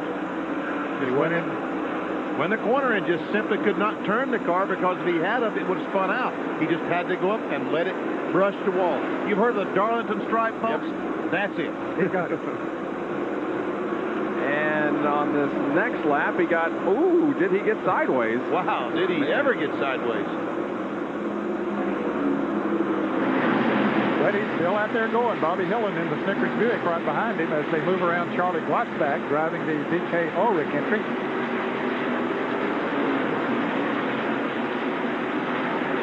He doesn't look like he slowed down that much. No. Didn't appear to affect him all that much, but the car once again drifts high in the 3rd and 4th turns, and there is the leader. It is Ernie Irvin from Modesto, California, the most recent Winston Cup winner, leading the Heinz Southern 500. We'll be back right after this. Ernie Irvin continues to lead the Heinz Southern 500 at Darlington Raceway in South Carolina. Leading by a few car lengths, Jeff Bodine in number 11. Now, we saw the number 10 car of Derek Cope having some problems out there. He bumped the wall down in the first turn, and he got sideways in corner number 2. Let's get out to Jerry, who's with Buddy Parrott. Well, lots of gain or lose today, Buddy. Your driver, Derek Cope, slowing down a little bit. What's the problem? Well, we touched the wall up in 1 and 2. He was following Earnhardt a while ago. We got out of the pit right behind Earnhardt, and Earnhardt went up there and touched the wall. So evidently, he wanted to try it out, too, see if it made the car run a little better. Now, it's really hot down here in Darlington today, and the track's slick. The tires are working great. It's a real consistent race tire, but it's just the weather's so hot today, and the Purelator car is doing a good job. Derek's real cool in the car. We're giving him plenty of drinks of water and Gatorade and all that, and hopefully we'll come out here with a good finish. Derek Cope, who scraped the wall just a little bit ago and had to back off a little bit to be concerned about possibly rubbing a tire.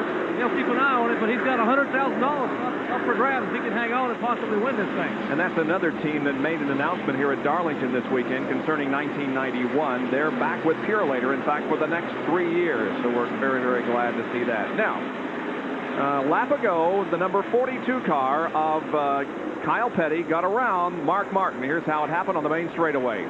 Well, Mark was trying to move down to the inside. It looked like it just give him room to go. He was waving to Kyle, saying, go high and go right around. Mark Martin does not want to race with a living soul today. This is Darlington. We're not at Daytona or Charlotte or Atlanta. We're in Darlington. And they've read all those reports that you don't race the cars, you race the racetrack. And that's what he's doing. Yep. He's racing the racetrack. He wants to be here at the end. Now, if that was 5 laps to go, he would have raced it. But at this point in time, it doesn't make any sense for the Winston Cup point leader. And he'll probably do the same thing when Harry Gant pulls up on his back bumper. He'll just say, hey, Harry, go ahead. So Mark Martin goes back to 4th now. There's Harry Gant in the 5th position. And, you know, I asked you guys your opinion earlier about whether or not Mark Martin is racing at this point in the season for the race win, or if he was thinking more about the Winston Cup. Well, we asked Mark about that.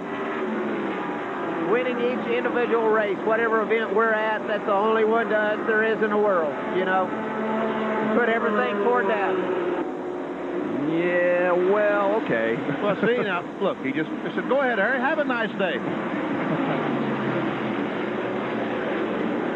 But he's in the perfect position. He's following good race cars. Harry Gant, the 42, Kyle Petty. And there's no one behind pressure. He can just ride around and get all those valuable points. Hey, it pays $1 million. What would you do for $1 million? I don't even answer that, Bob. Let's see. What would I do with $1 million? Right.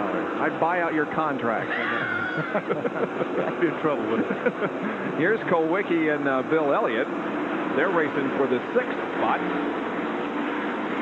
Both these Fords are running well. Kulwicki, I'm very impressed with. Now here comes Earnhardt and Rudd right behind them. A couple of Chevys. And both those Chevrolets going extremely high. The Ford's running a little bit lower on the racetrack down in 1 and 2.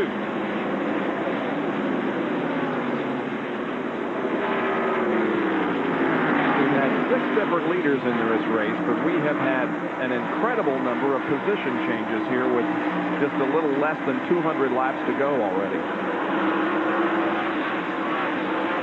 It's sort of ironic that we got those 2 Fords, these 2 that we're seeing here, Alan Kulwicki and Bill Elliott running together, and then right behind them are the 2 Chevrolets, Earnhardt and Rudd. I think it's just ironic that they're together. I don't think it's planned that way at all.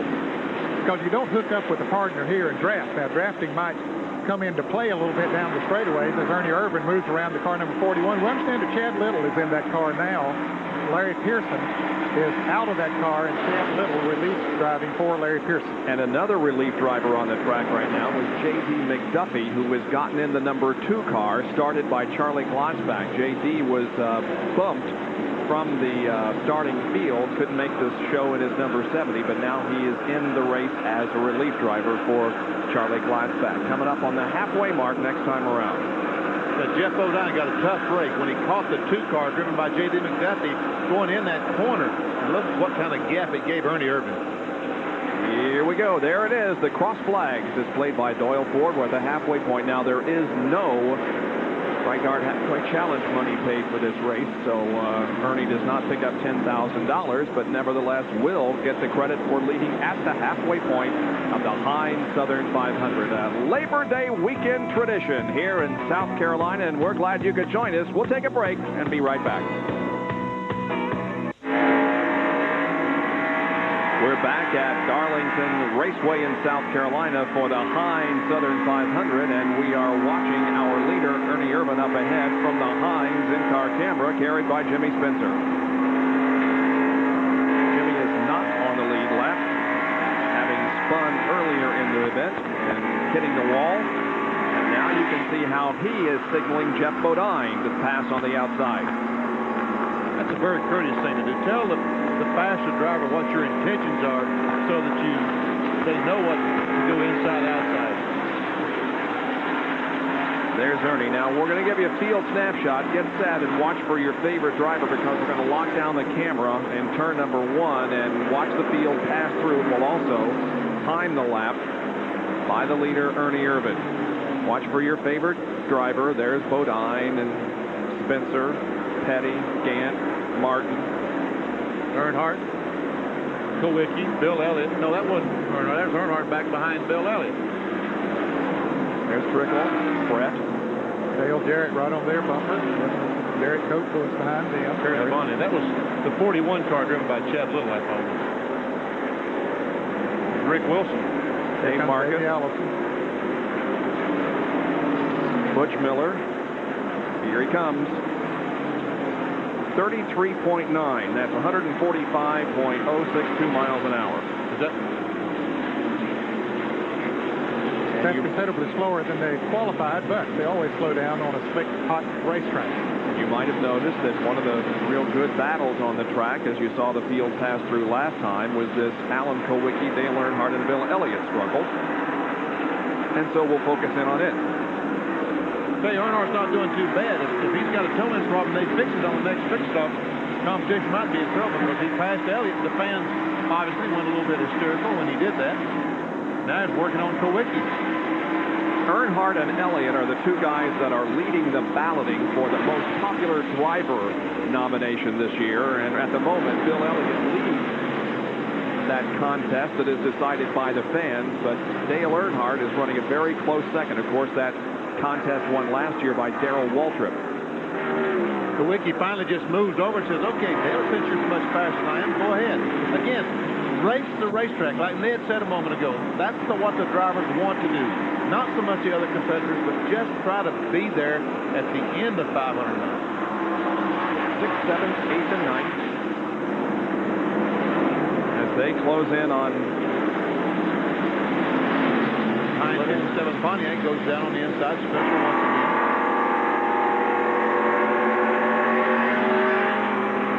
Straight out road to go by. There goes Ricky. Marty Shepard. Jimmy Spencer dropping to the inside of the track and letting the faster traffic pass by. Now moving back up into the groove with clear racetrack. The hood is buckled up just a little bit on that car because of his contact with the inside retaining wall in the back stretch. Yes, he had to go in and make some repairs on that car, so he spent a good bit of time during green flag running the pits.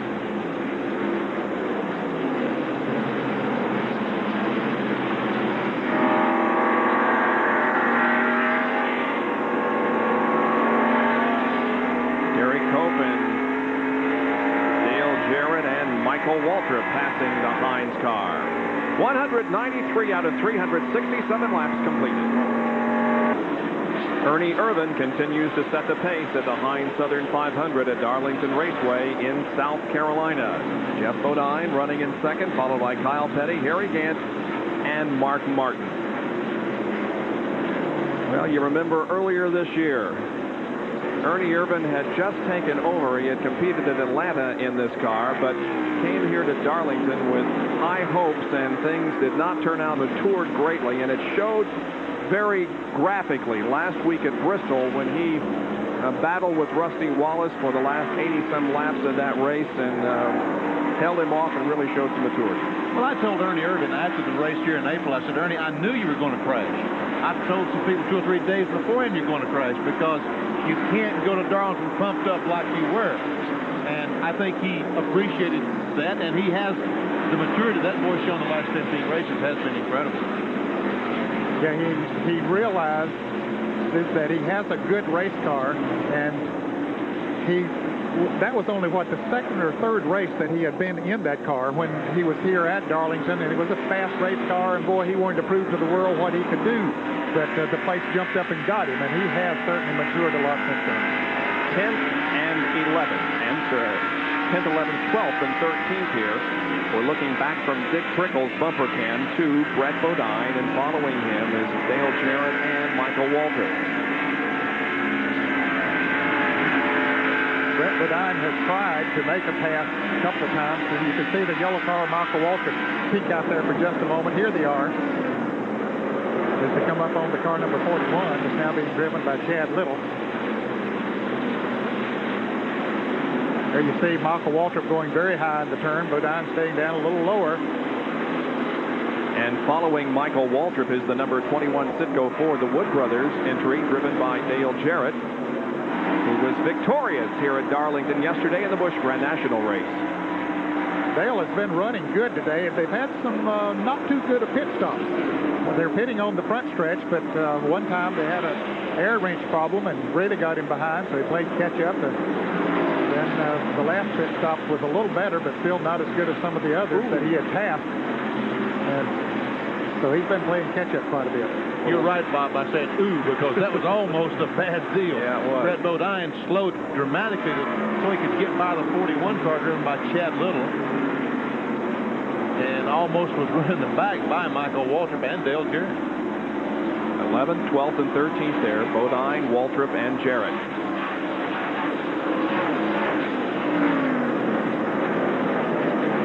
We showed the average speed, or you told us the average speed just a moment ago, 145 miles per hour. They qualified 158 miles per hour. So you can see how much the drop-off in speed has been after they run a few laps at this racetrack.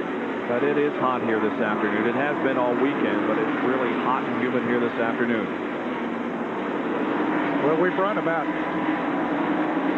50, almost 50 laps since they made their last pit stop, and the tires are getting heated up quite a bit again. Here's an interesting statistic, and I was thinking about this a few laps ago, and our Kenny Martin has beat me to the punch and answered it before I asked him. No driver in the Winston Cup modern era, that is since 1972, has followed up his first career win with a win the next race out. How about that? That would be something. That's very interesting. But he's on his way to doing it at the moment. They sure can't catch him. Nope. So they got to make some more pit stops. We're just a little bit over halfway. Now, I did that not in the modern era, Bob. So when I won my first one at Myrtle Beach, South Carolina, on a Saturday night in 1959 on a half-a-mile dirt track, I went to Charlotte, North Carolina, the old half-a-mile track there that's no longer in existence, and won the next day. Won two in the same weekend. I'll be darned. That's when I wrote the bad check for the car. We won't talk about that. Let's get down to Jerry Punch, who has talking about some relief drivers here in the hot sun at Darlington. Indeed, Bob, the life of a Winston Cup relief driver. I'm with Jimmy Hensley, who has been asked to stand by for relief for Kyle Petty. Now, Jimmy finished fifth in the Busch Series race yesterday and is currently second in the point standings there. Jimmy, I know you must have mixed emotions. You'd like to be in the race car, but you'd like to see Kyle stay in because he's running so well. Well, that's true, Jerry. I was happy, they asked me to stand by, but right now he looks like he's doing real good. He's been up in the top 5, since about the 4th lap, so it looks like he's feeling pretty good right now. The car's running good. Many of the fans may remember the last time you climbed in a Winston Cup car in a relief effort was last year up at Martinsville, Virginia. You ran one lap for Childress and put his car on the pole, so pretty good batting average in relief. Well, right now, that was a big day for me, and that's kind of got my career on the roll right now, and stuff like this helps too, so we're just thankful to be here. One of the talented Busch Grand National drivers standing by, getting ready, possibly if needed for relief for Kyle Petty. Hey, John Turner, just exactly how hot is it here? Jerry, it is so hot you can see how hot I am. Well, I grabbed one of the, what they use is a tire temperature thermometer, and it's not a very active reading, or accurate reading, I should say, but it's been reading somewhere around 120. Now, I touched the asphalt with it. It jumped all the way up to 135. Now, how do they keep cool here in the pits? Well, this is a bag of ice that Tim Brewer has down here. If I can get a shot of this, a bag of ice. He has been wearing it on his head to keep a cool head, I guess you might say, which is very important here in the pits. 10 drivers began this race wearing cool suits to try to keep them cool, but most of the field choosing not to go with the cool suit. While Jerry Bunch was talking to Jimmy Hensley down there, Rob Moroso in the Crown Oldsmobile made contact with a wall up in turn 1 and 2, as we've seen several drivers do. Went in the corner, brushed the wall, kept going, kind of like Derek Cope did. Doesn't seem to be a lot of damage. And then there becomes another problem going into turn 1 here. As this race goes on, you start looking dead into that sun. A lot of glare down there. Sometimes you can't see really where you are. That's right. When you go in the corner net, exactly, you can't. Right there, Ernie Irvin cannot see the race. He can now, but later on, he will not be able to see the racetrack. You kind of got to guess where it is. And every time we have a Winston Cup race, we guess what the hat of the week Wait a minute. No. You make a good one. We understand the leader may be coming in for a pit stop. Yep. Jerry Punch will call this pit stop by Ernie Irvin, who becomes among the first to make what we appear to be a scheduled stop. Jerry? This would be a scheduled pit stop, but actually it's about 7 laps early is what they really wanted to run. But Ernie Irvin brings the Kodak Chevrolet down pit road. Tony Glover holding the signboard, a very brave guy with us brakes as hot as they are. He cleans away the grill here in the Chevrolet Lumina. Crew now changing right side tires. Remember, if the green flag stops, so speed, very important here. Efficiency. Right side tires now going on the car. The left side lug nuts have been pulled away. They whip that air hose around the car, trying to jack the car. Left front tire off, left rear tire off. They got the car full of fuel. Lug nuts back in place. They will rip that jack, and he is headed down turn 12. And Bodine coming out of turn 4. Great pit stop now for the Ernie Irvin crew. Bodine will pass by and put Ernie a lap down for the moment. However, we will be seeing the pit stops occur from everybody, and they'll be an equal situation unless we have a yellow flag. Dale Earnhardt's crew standing on pit road like he might be going to make a pit stop pretty soon. As we watch our leader, Jeff Bodine, going in turn 3, and we know that he don't need any fuel. I think he can run 500 miles on the tank of gas. But I'll bet you fellas it won't take Ernie Irvin 3 laps till he'll come up and pass Jeff Bodine and get back in the lead lap with those 4 new tires on it. Here's Earnhardt apparently going another lap before he comes into the pit.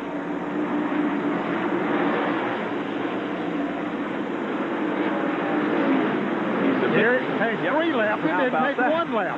That is unreal. A half lap. Wow. Look, he just drives around Jeff Bodine. See, if we were clock Ernie now, he'd probably running about 32 seconds flat versus 34 seconds flat with those worn tires. And look how far he pulls away. That's how much of a difference tires make. And we'll see most of them put on 4 tires too. Because that left side tires here, especially on front steer cars, and most of them are running front steer cars, make a big difference. They take a pretty good beating. And so they'll put on 4 tires. Childress' crew continues to wait, but Mark Martin comes in for the Jack Roush team to go to work on its stop. He comes in rather slowly.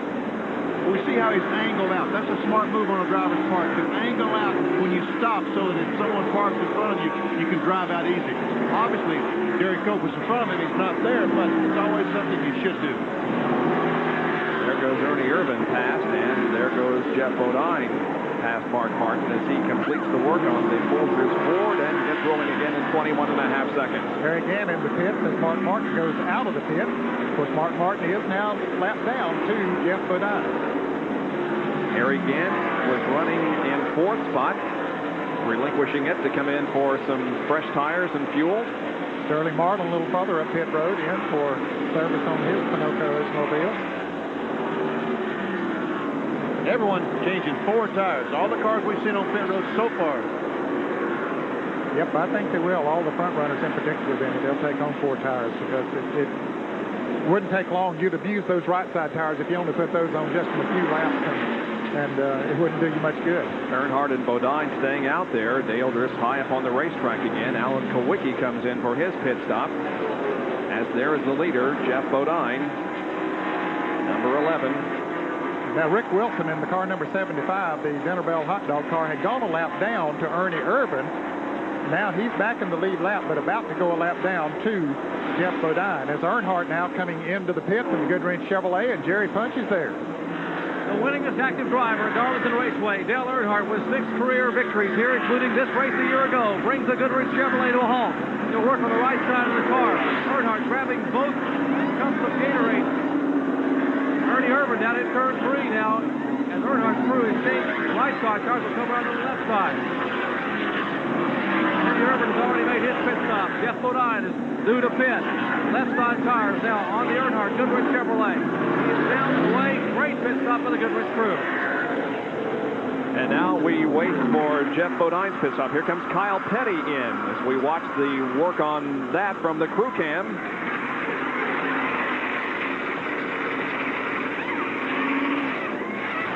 He looked up to the left side of the car, Richard Bostic. Now look the other way. Winston's on the second can of gas. Yep. Got it full of fuel. Now they continue to work on the left side of the car. Jeff Bodine comes in, and John Kernan is there. Well, Jeff could have run just a few more laps without running out of fuel, but he's seen how quickly a car with 4 new tires runs. So Jeff, he misses his pit. He slides by.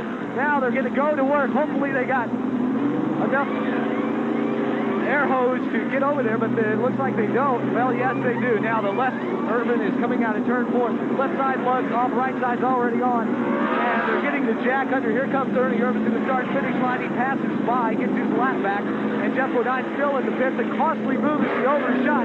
They finally get him down and away. 22.6, still a pretty good pit stop, but that cost him a few seconds by overshooting his pit. Yeah, and it cost him a bunch of seconds out on the racetrack, John, as a result of Ernie Irvin running so faster on those new tires. Here's Bill Elliott coming into the pits.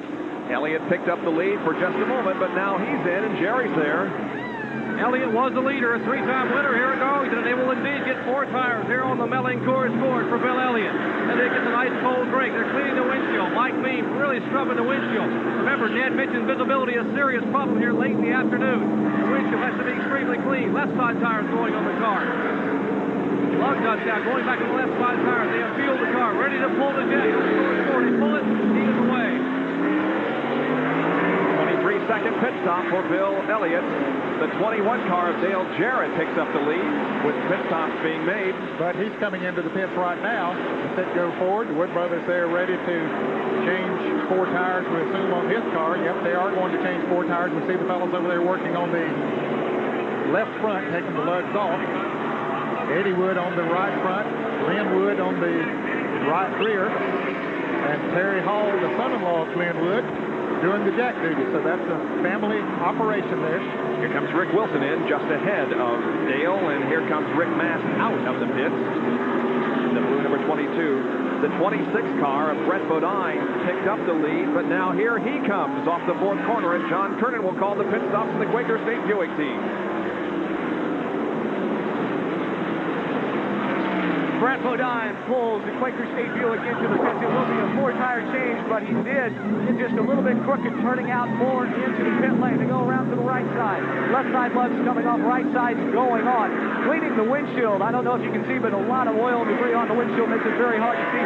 Very important to get the windshield clean. 2 cans of Unipower 76 racing gasoline going in. The left side tires going on. Lugs going down. Jack is down, and he is away. 21.9 seconds. A pretty good pit stop. Boy, I should say it is. That's among the better ones that we saw in this series of stops, and both of the Bodines came into the pits a little bit hot. There's the leader, Ernie Irvin, there in the number 4 car, running alongside of Dick Trickle.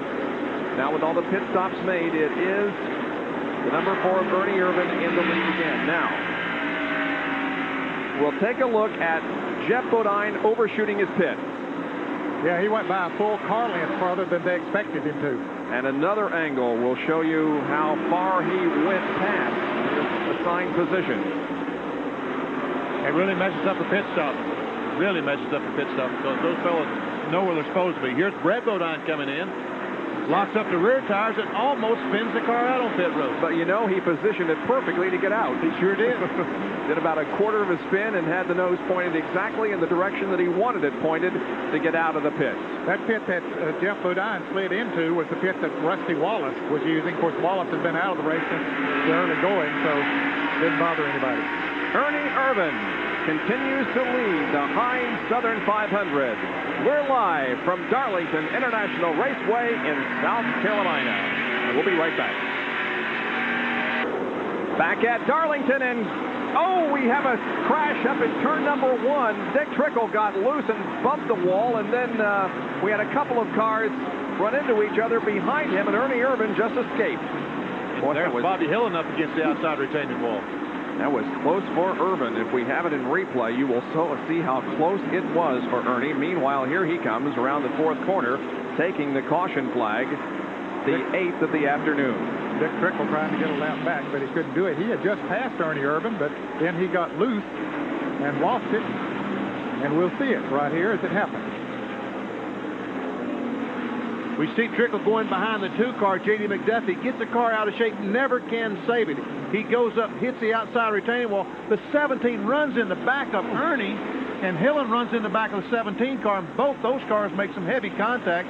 There's Phil Parsons, I think, driving under those cars. I don't think it would have taken much to get that 17 car over on its side. Watch as he gets T-boned by the Bobby Hillen, number 8. We see Dick Trickle going on the outside and never can get the car saved. Oh, wow, you're right, Bob.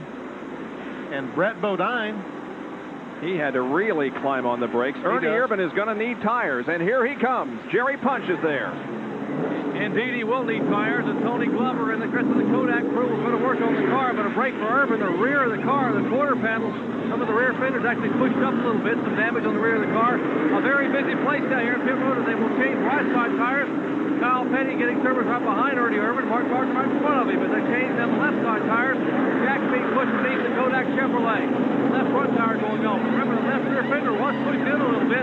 He pulled it back away. Irvin's car is down and away down pit road. And he comes out just ahead of Harry Gant, who almost ran into Brett Bodine.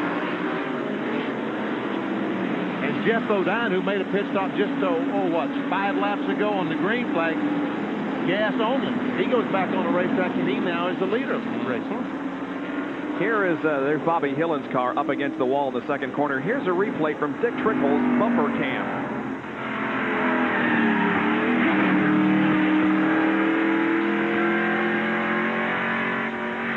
Dick just bounced off the wall, but Bobby Hillen and Greg Sachs made contact with each other back of him, and Bobby Hillen climbs out of the car, apparently okay. 36 laps here at Darlington.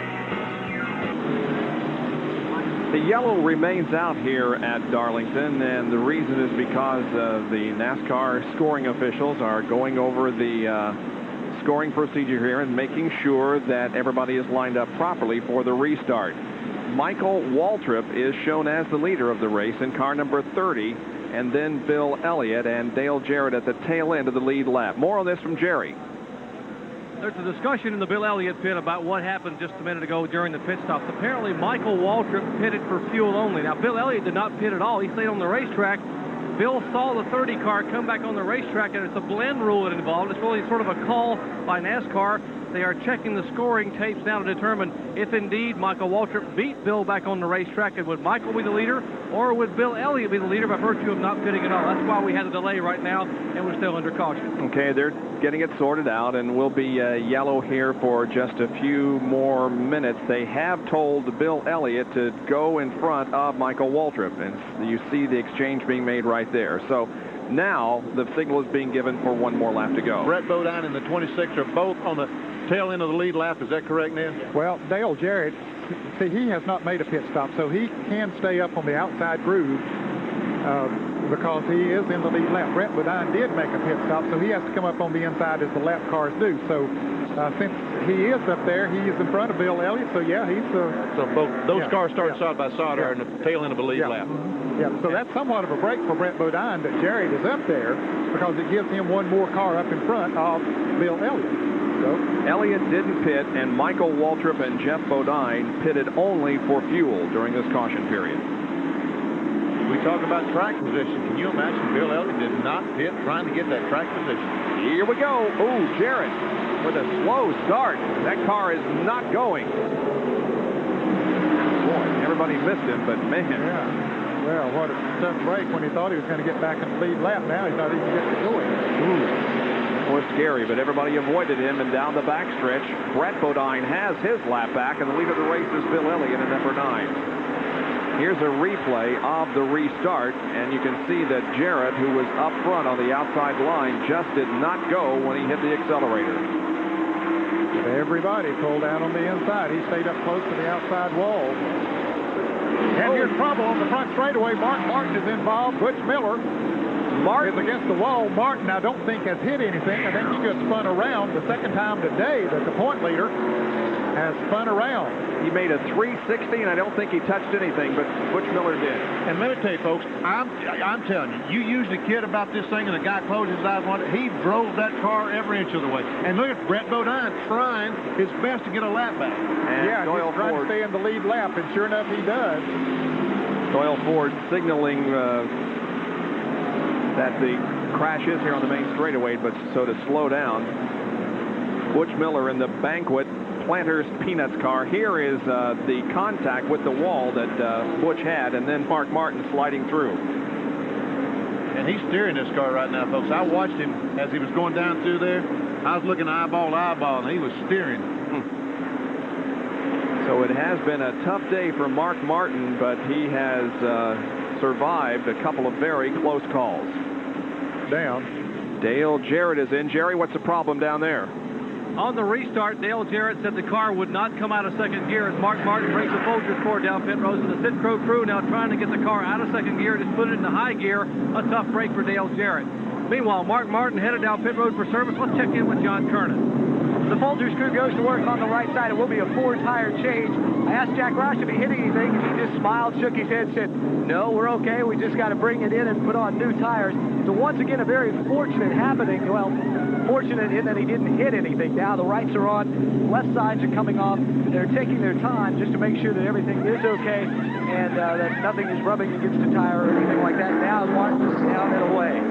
But Johnny won't hurt him as much this time as it did earlier when he spun out because there are only 12 cars on the lead lap. So that puts him in much better position. He doesn't have many cars to come up through. And Kyle. Well, a minute ago, we reported that Dale had a problem with the car being stuck in second gear, and Dale, it turned out to be even more than that. Yeah, it sure did. It happened the first time going out on the green flag pit stop, and that's what really got us the lap down, and then we were in front there and going to try to make the lap up, and I think we could. The Sitco Ford was running pretty good, but it did the same thing. When I went to go in third gear, the shifter was messed up, and it put it back in first gear, and it turned it so many RPMs, I guess it messed up the engine. Well, it's a downer today, but a big win for you yesterday. Yeah, I tell you, it comes back around. I'd rather had to win today, but winning yesterday did give us a shot at that $25,000 bonus that Charlotte Motor Speedway is going to put up. So that is upside in winning at Darlington. But, you know, we can always look. We were running well, and we've got something to come back with next year.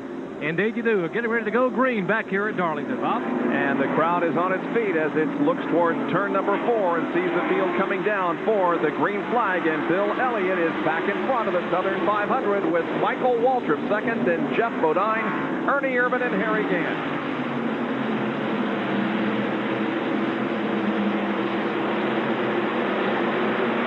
Bill Elliott did not make a pit stop, so his tires a little bit worn. Ernie Irvin did make a pit stop, has those fresh tires. There's Jeff Bodine, he as well, gas only, no tires. Let's see if Ernie's able to go by him. Not yet. He's closing in on Bodine, though.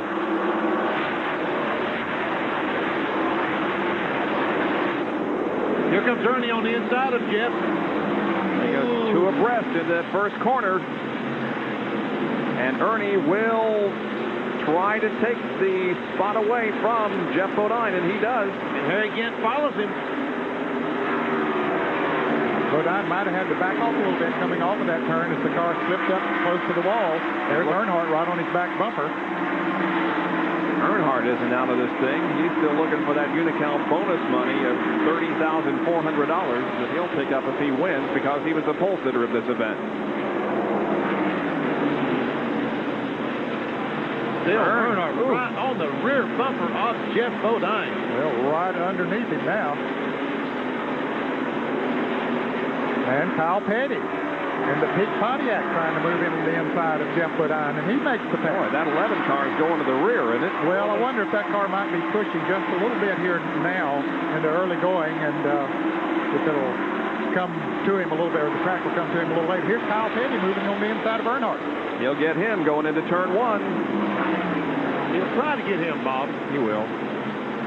Yeah, I believe he will. Right. Bob was right for a change. For one. Oh, Kyle Petty. Now Earnhardt trying back. You know who that reminded me of? Kyle hit him. You a few years ago, coming off the second corner on the first lap. The train Bob, you tell everything you know. Folks, what he's talking about, I didn't make it through the first corner with turn flat to hit the wall. I just tell him, Bob. Now Kyle's going to try it again. You were my hero anyway, White Benny. Still are. But one thing he had done, he'd won the pole for that. That's right. I've got to give him credit for that. Thanks, man. Here's Dick Trickle, and Earnhardt trying his best to use Trickle as a pick. And goes in the corner right. Ooh, just flew in the corner on the outside of Trickle.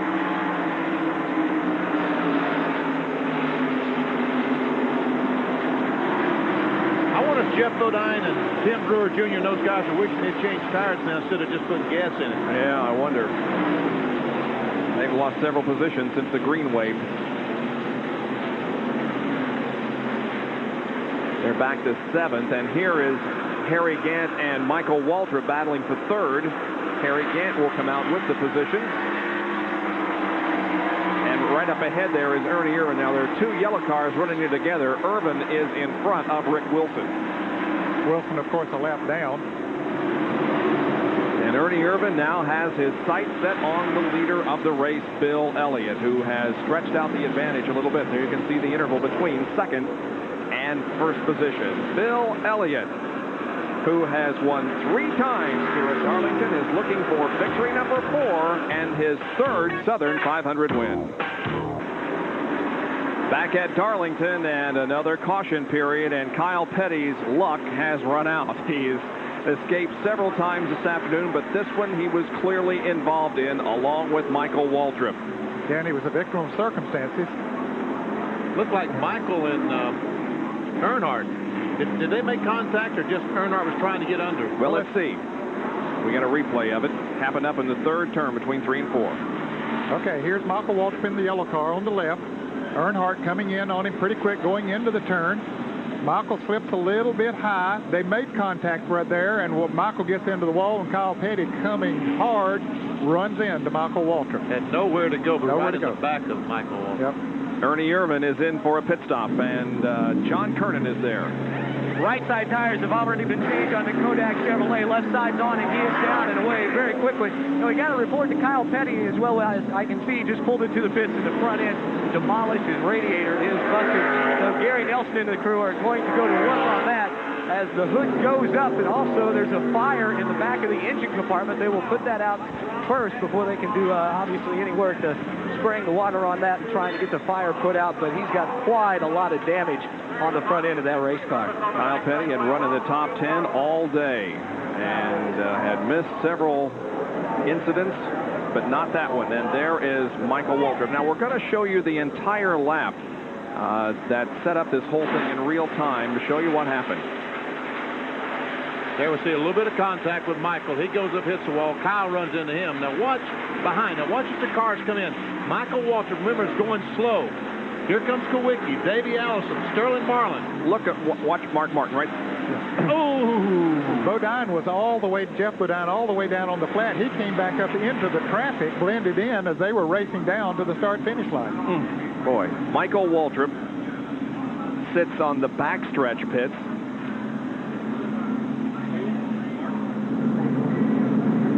Another close call for Mark. Let's see if we can raise him. Mark, this is Bob Jenkins. You read me? Just took advantage of it, too. A couple of the passes I made were he's apparently talking with his crew right now. We won't eavesdrop on that, but when we get an opportunity, we'll maybe ask him how that'll look to him. Well, I'll tell you, he has been in some close calls today. The Winston Cup point leader, the Folgers Coffee Ford. All right. They continue to work on Kyle Petty's car. He may be able to get back out there after an accident with Michael Waltrip here in the Southern 500.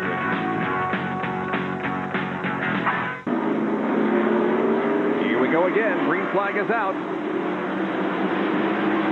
This is lap 259. Yellow car down the inside, the Jennerville Oldsmobile, driven by Rick Wilson. And he is in 12th position, a lap down. There's Kawicki going by on the outside as they're exposed. Allen is third. Davey Allison trying to follow him by Rick Wilson. Now, Allison is a lap down, being shown in 13th position. Rick Wilson is being shown as 12th. Here comes Davey on the inside of Rick, and they're side by side. That's for the 12th position. 12th position. Sterling Marlin trying to get by. The 75 car looked like they both moved at the same time. They zigged when they should have zagged.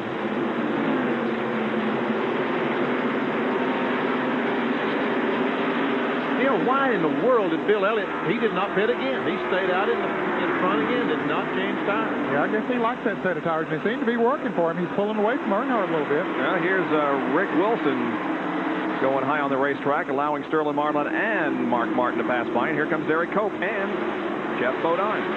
Now, Jeff Bodine did come in that time and get some new tires. And here comes Ernie Irvin.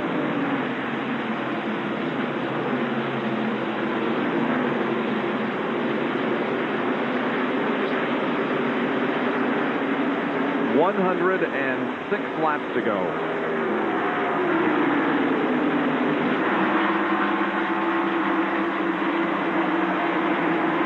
Ernie on the inside of Derek Cope has that position again. And Ernie did stop and change tires that time. So, and all the cars in front of him did not stop. As you can tell that Ernie's being very careful and plotting his strategy very carefully. Here's 94 and 6, Marlin and Martin for 4th position.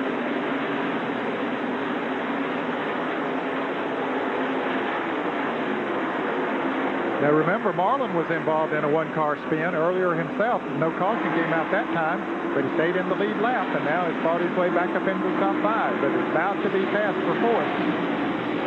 Mark Martin goes inside of Sterling Marlin into turn number 1. Marlin holds him off for the moment, but Mark Martin... And look at the 4 car on the inside of the level. We just saw him at the bottom of their screen, almost on the apron, and Mark Martin has position this time. Looks like he's going to take the spot away. Now let's see if he slides up and Marlin drives back under him. Ooh, no.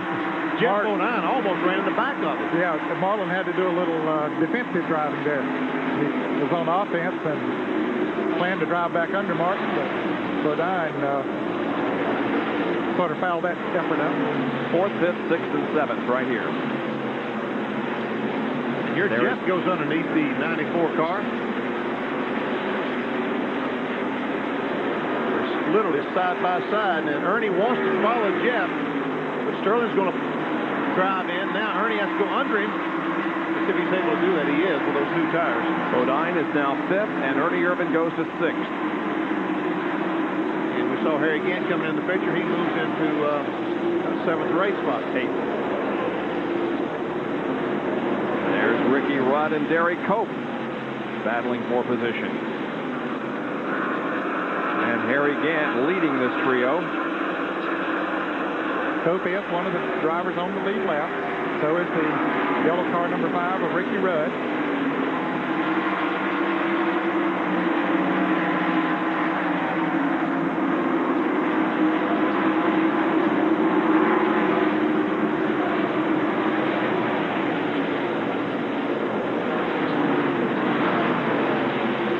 Remember who's leading?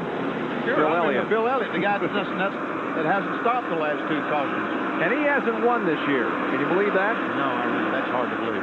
Let's go to Jerry Punch, who's with Mike Beam. What is their strategy, Jerry? Well, it's rather interesting. I guess they haven't been up front that much this year, with the exception of Michigan, and they like seeing the car up front, but I believe it's more to it than that. Mike? What's the strategy as you clock Bill going by that time? Pretty good lap for Bill, 33.15 on Mike's watch. What's the strategy? You haven't stopped.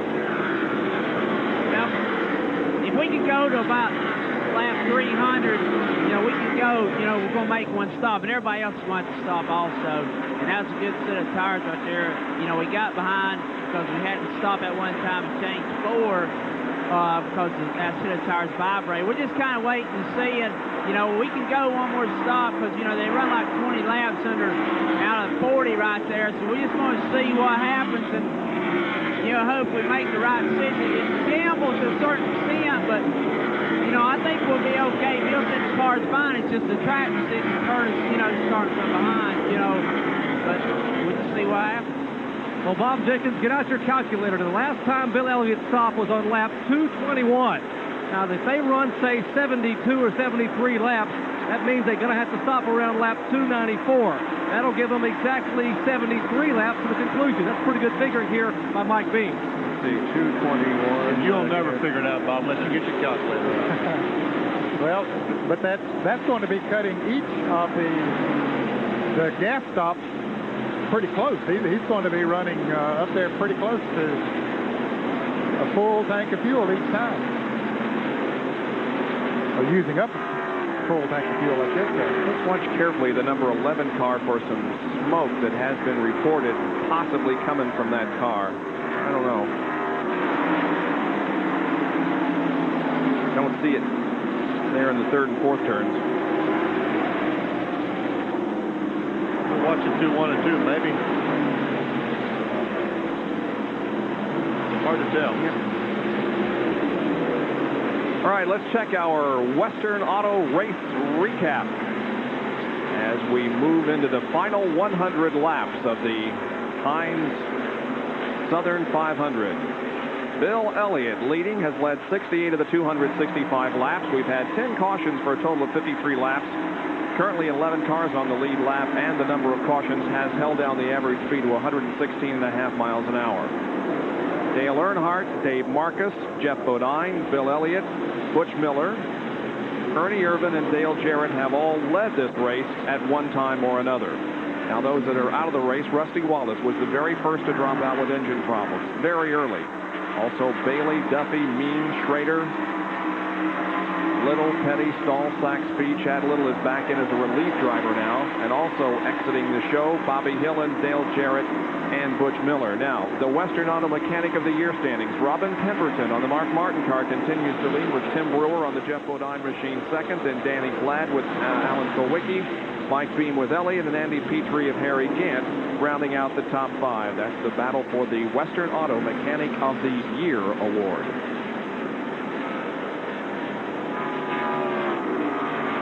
Here's Mark Martin and the car number 11 of Jeff Bodine and the car number 4 of Ernie Irvin. Ernie's been trying hard to get around to Jeff Bodine. Hasn't been able to make the pass. This might be his best chance now, but can't quite do it that time. I imagine Tony Glover's telling him, look, there's still a lot of laps to go, almost 100 laps to go. Be patient, be patient. That leader just isn't that far away.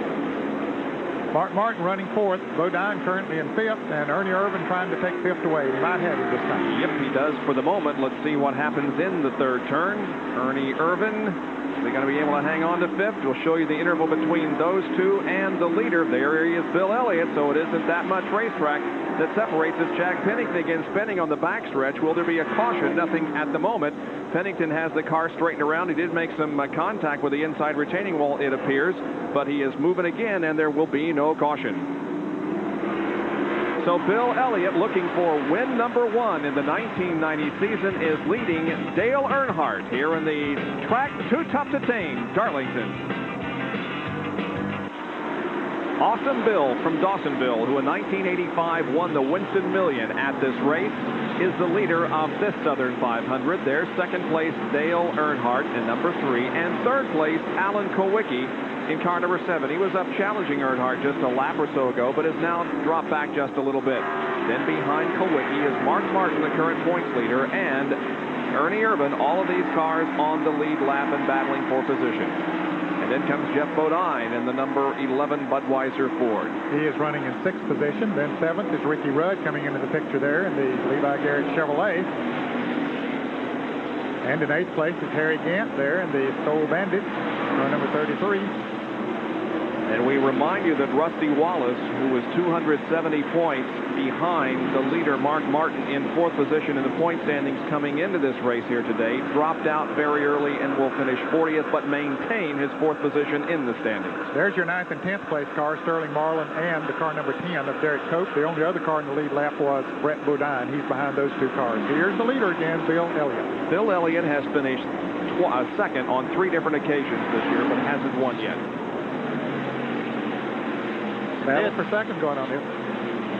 Boy, the 7 car got his right rear end up against the wall. And Ned talked about earlier in the show the visibility problem down in turn 1, and it's getting that time of the day when the cars are driving straight into the sun going in turn 1. Now this is coming off turn 4. There's Bill Elliott coming off turn 4. We're going to take a field snapshot. We'll keep the camera there and watch the time Bill Elliott. We see Kyle Petty back on the racetrack after a lot of work on his automobile because of the crash. You see Terry Labate coming in there in the car number 1. He is currently running in the 13th position, 1 lap down. Rob Moroso is running 12th. He's 1 lap down. Morgan Shepherd still in the race despite 2 incidents with Kenny Schrader. There's Jimmy Spencer. Morgan Shepherd's only a lap down. He's being shown in 17th place. Waiting for Ernie Irvin to come through, or rather Bill Elliott to come through again. Here he comes. He'll stop the clock. 33.6. It's 146.3. And earlier it was 33.9, so he's going a little bit faster now than he was earlier in the event when we timed him. Yeah, that's not bad on those tires as long as he has had them on there to be still running that speed.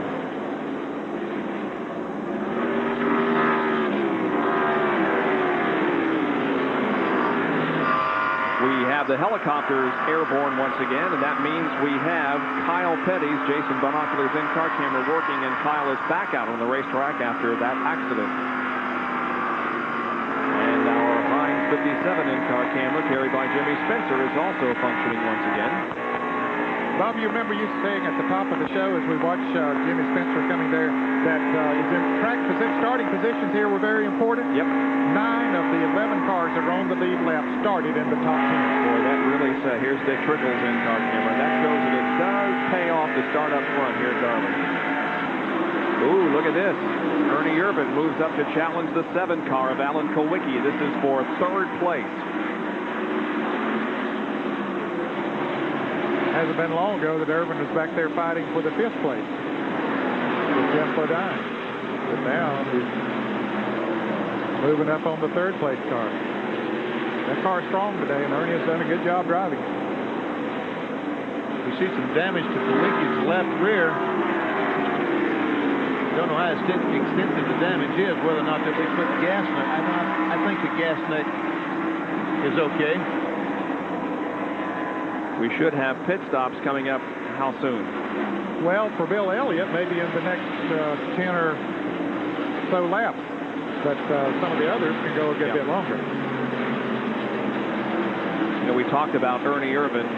Kulwicki once again is using the Dale Earnhardt line through the 1st and 2nd corners, right up against the wall.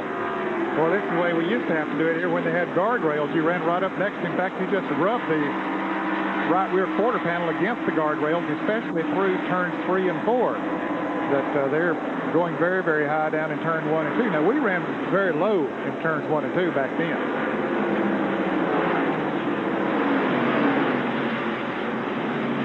Here's Kulwicki once again goes up against the outside retaining wall. He was running the bottom of the racetrack when he went up to challenge the 3 car, but now he's moved up higher. Look at Kulwicki. He's had a very disappointing season, but yet in the last 4 races, he has not done bad at all. In fact, a couple of 11th and 2 top 10 place finishes. Then look at Ernie Irvin. A good run, 6th, and then a couple of bad races, and his win last week at Bristol. So Ernie is still in contention for the win, so is Alan Kulwicki. But at the moment, it is Bill Elliott who is leading the Trans-South 500 with 289 of 367 laps completed. We'll be back in just a moment. Bob Jenkins, Benny Parsons, Ned Jarrett, John Kernan, and Dr. Jerry Punch welcoming you back to the Heinz Southern 500 Winston Cup race here at Darlington Raceway, where Dale Earnhardt now begins to challenge Bill Elliott for the lead. Elliott has slowed in the last few laps. Just in the last 2 or 3 laps, Bill Elliott's car seemed to have slowed down. And there Ernie goes by Kowicki to take over third spot, but it seems like Bill's car slowed dramatically. I would not be surprised if he doesn't hit that pit road pretty soon. Yeah, I think his tires have perhaps gone away. He's been out there a long time on them. Now, if he came in now, he'd still have 72 laps to go, which is a little less than 100 miles. So and probably be within the window, wouldn't it? Yeah, I think he'd be within the window. There's the crew, the Coors crew, getting set when Bill decides he wants to come in for a pit stop. They're standing by with the fresh rubber.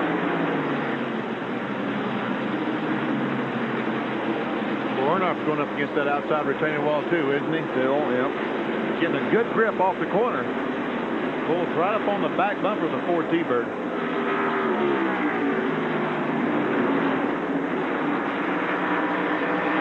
Well, I think, he's going to be out of sequence with some of the cars behind him, and Ernie Irvin in particular, and I think this is going to hurt Bill Elliott. Because if the race should go green the rest of the way, certainly the others are going to have to make a pit stop, but they're going to have fresher tires than is Elliott. However, now when he comes back out, he's going to be running faster than they are, but when you get down to the end of that green flag run, then his tires will be much older, and I think it'll tell the tale on it. Elliott the leader, and Earnhardt is second. Boy, a big payday for Dale Earnhardt if he should win this race. He was a pole sitter, would pick up the Unocal bonus money and the $100,000 bonus from RJR. Bill Elliott stays out there. Let's go to Jerry for a report. Remember, he pitted on lap 221. Now, by calculation, they could go a maximum of 75 laps. Now, 221 and 75, that's, 296? And it's lap 295 right now, so we expect Bill Elliott to be coming in this time. It's about as far as he can absolutely go on fuel. Elliott's tires have run almost 103 Here miles. he comes, Jerry. He's All coming to you. Tires getting worn down, and Bobby is, as you said, making an entry down the pit road. The Coors Ford leading here in the Southern 500. Mike Beam and the crew getting ready to change 4 tires, bringing the car in. Got to be very careful on those worn tires, pumping those brakes. He brings the car to a halt. They clean the front grille. Mike Beam really cleaning that windshield, make sure visibility is not a problem. Dan Elliott rolling the right front tire away. Ernie Elliott fixes up the tire. Come around to the left side of the car. Remember, the green flag stop. Cannot have a miscue here. Jack beneath the left side. They roll the left front tire. Now out of turn 4 comes Dale Earnhardt. Ernie Irvin and Earnhardt. Elliott is off the jack and away, but he will lose a lap here to the leader Earnhardt as they come down toward turn 1. And it's a great battle for the lead as Ernie Irvin goes into turn number 1 side by side with Dale Earnhardt. Earnhardt high on the track, Irvin low on the racetrack, virtually side by side going into the corner. Earnhardt holds him off. The outside groove is the preferred one going into turn 1. You have that momentum built coming off of the turn. Ernie couldn't get the traction he needed, so he'll try to make the pass, maybe not this time around in turns 3 and 4, but I believe that's where he might try in the next time. Ooh! Boy, those 2 cars almost hit coming off that corner. Boy, Ernie is really getting off the 4th corner and getting momentum down the straightaway. This time he passes Dale Earnhardt. Will it stick? Well, he was able to get in there and get up there in that high groove so he could get the momentum off the turn, so he did make it work that time. Remember when Dale Earnhardt used to sponsor some of Ernie's cars to give him some help so he could race? Yep. Dale might have been a mistake. Sent that boy back to California. Chocolate Myers has the helmet on. He's the fuel man on the Dale Earnhardt crew, and he is ready. He has handed out instructions, calling the shots on how this hopefully final pit stop for Dale Earnhardt will go. We understand that next time by, 4 tires, a full load of fuel for Dale Earnhardt. He'll give up second position, but he'll have enough fuel to carry him the rest of the way to the checkered flag. Now, if the fans are wondering where Bill Elliott is on the racetrack, he's running about 3 2/10 seconds behind as we watch Dale Earnhardt come into the pits. He's running about 3 2/10 seconds behind the leader, Ernie Irvin. Now let's go to the pits as Earnhardt's coming in. Final scheduled stop for Dale Earnhardt. He comes down pit road. Likewise, Alan Quickie in the Xerox Ford will pit further down pit road, but Earnhardt's crew now going to work on the right side of the car. They are looking to take the lug nuts also off the left side. Right side tires already out. Mitchell Gordon now rolls the tire, holding the tire. David Smith coming around. Here's Kurt Shelverdine. They're putting left side tires on the Earnhardt car. Let's check it on the Alan Quickie pit. John Kernan.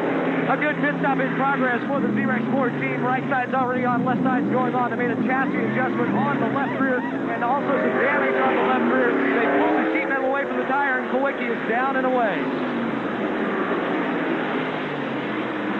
And so both Earnhardt and Alan Kawicki complete their final pit stops of the day, and both go back out onto the racetrack, trying to build up the speed as quickly as possible. And there's a 3-car. Watch the 9's going to come into the picture. Let's see who's going to win. Earnhardt's going to win because he's going to go in the corner. He's got the pressure tires, and Bill Elliott is just a few car lengths behind him.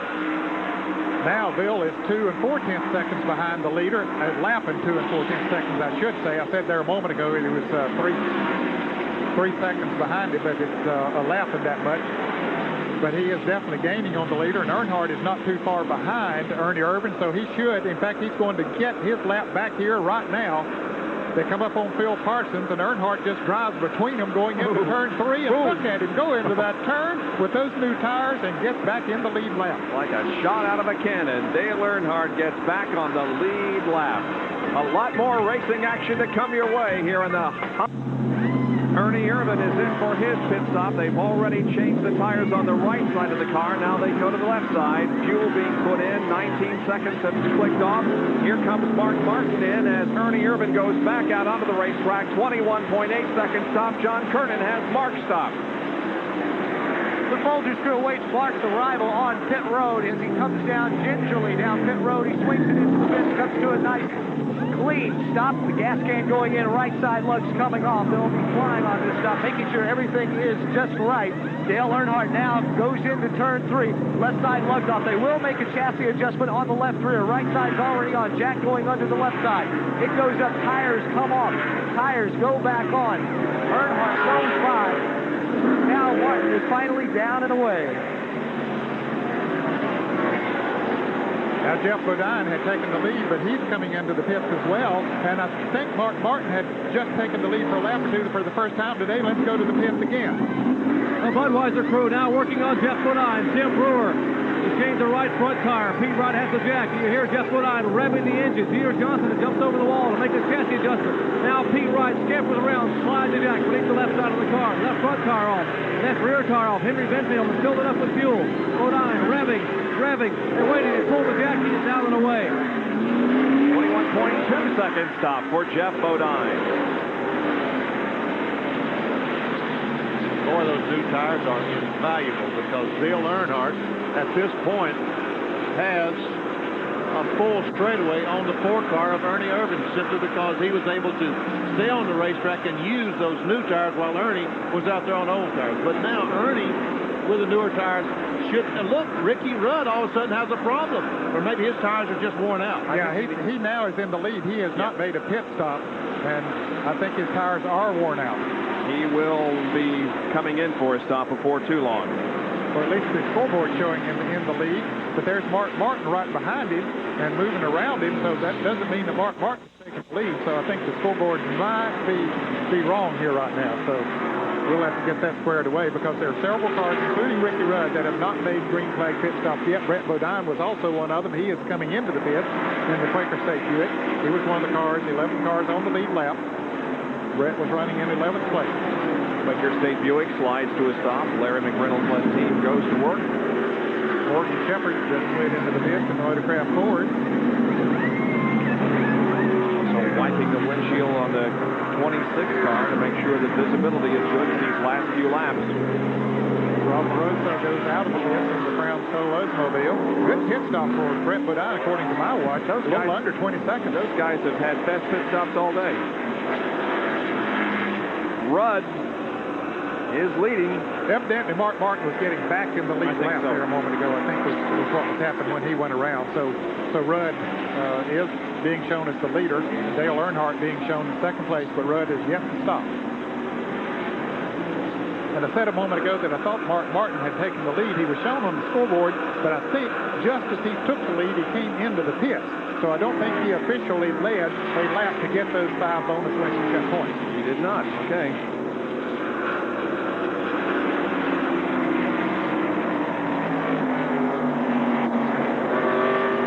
Brings it down off the banking and heads for his pits. His best finish here in a Southern 500 was 3rd last year. Jerry Punch. Indeed, he would like to improve on that. He brings the Levi Garrett Chevrolet down pit road. This car is looking to change colors this year and carry the tie colors. Crew now working on the car. Tony Price split in the windshield. Dale Earnhardt up in turn 4. He will assume the point, trying to get second can of fuel in the car. They change the right side tires now, scampering around to pull the left side tires on. New Goodyear Eagles going on the car. All the fuel being put in the car. Leading in windshield. Lug nuts are on. He is down with Jack and away. Ricky Rudd completes the work. Here's Alan Kowicki and Bill Elliott. This is the race for second position. And Kowicki moves inside in turn 3 and passes. Here comes Ernie Irvin to also try to take a position away from Bill Elliott. And both those cars have newer tires than Bill Elliott, as Ned said. Those Bill Elliott stopping earlier than the other cars is going to hurt him down the stretch. While Dale Earnhardt leads, Alan Kowicki, Ernie Irvin, and Bill Elliott are going for 2nd and 3rd. Now, Earnhardt has himself a pretty good lead. He's going into turn 3 right now. Now, Alan Kowicki just enters turn 3. According to my stopwatch, he's 4 1/10 seconds ahead of Alan Kowicki.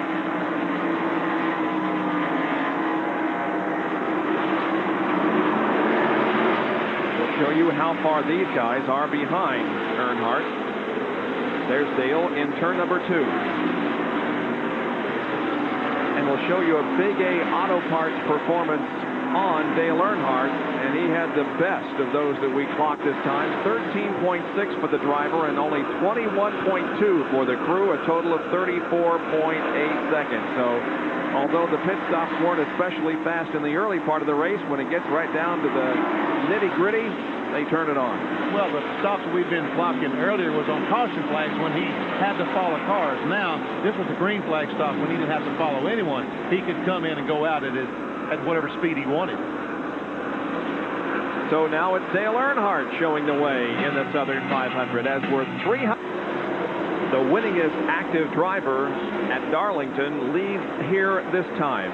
6 wins has Dale Earnhardt recorded here, and he is leading the Southern 500. We're showing you the interval between him and here is 2nd and 3rd. Ernie Irvin once again makes a bid for 2nd as he looks to the inside of Alan Kowicki at the end of the front straightaway into turn 1. Kowicki holds on to 2nd spot.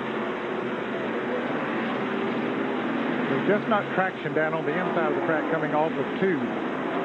But Ernie Irvin got pretty good traction that time and is going to be able to move inside of Kowicki and take over 2nd position. Now he slides high. Kowicki trying to come back but can't quite do it. He'll be able to hold on to it. So Ernie Irvin, last week's winner at Bristol, now is 2nd, and Kowicki is 3rd. That's pretty good. Kowicki, I think, used his mind a little bit there, because the worst thing he can do is race with a 4-car right now. If they have any hopes whatsoever of catching Dale Earnhardt, they need to worry about catching him and not racing each other. We'd like to congratulate Danny Glad, who has been chosen the Western Auto Mechanic of the Race. Danny Glad, a member of the Alan Kowicki team. So he is the mechanic of the race here at the Southern 500. There he is. There he is.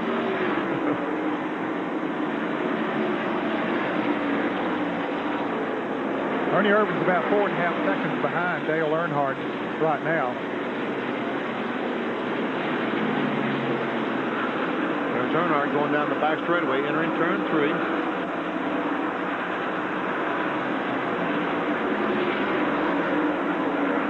Brett Bodine and Dick Trickle, both those cars a lap down. Yeah, Brett is a lap down now. He was on the lead lap, but after he made his pit stop, he's a lap down in 11th place.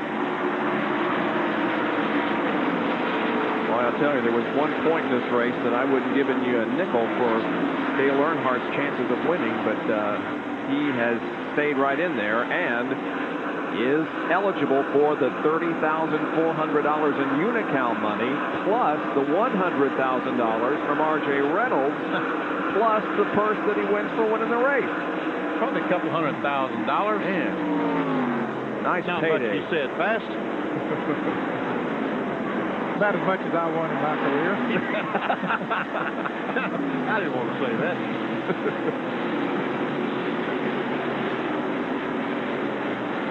Yeah, I remember Fred Lorenzen in 1963 won an incredible $112,000 in a season. Yeah. Unheard of. Unheard of. Going over $100,000 in a season. And now Earnhardt can pick up a bonus of $100,000 if he wins 2 races. For the latest news and race reports and conversation with your favorite driver, all you have to do is dial our 1-900 sports system, 1-900-SPORTS-1. Cost $1.95 for the first minute, $1 for each additional minute. Kids, please get your permission from your parents before you dial. Good information on there. 1-900-SPORTS-1.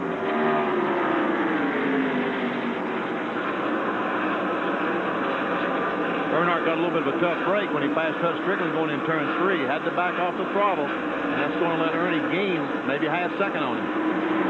Well, we are a little bit behind on our commercial breaks, and we want to have all of them out of the way so that when we get to the final laps of this race, we can show you the shootout that all of us here in the booth anticipate. Ernie Irvan has been closing in, and the question is going to be who's going to survive here this afternoon. So we'll take another break and get another one out of the way and be right back to Darlington.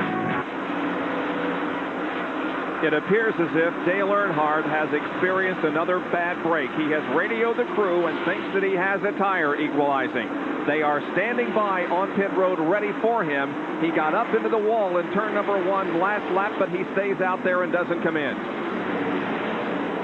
The crew's there. They're ready, just in case Earnhardt decides he wants to come in.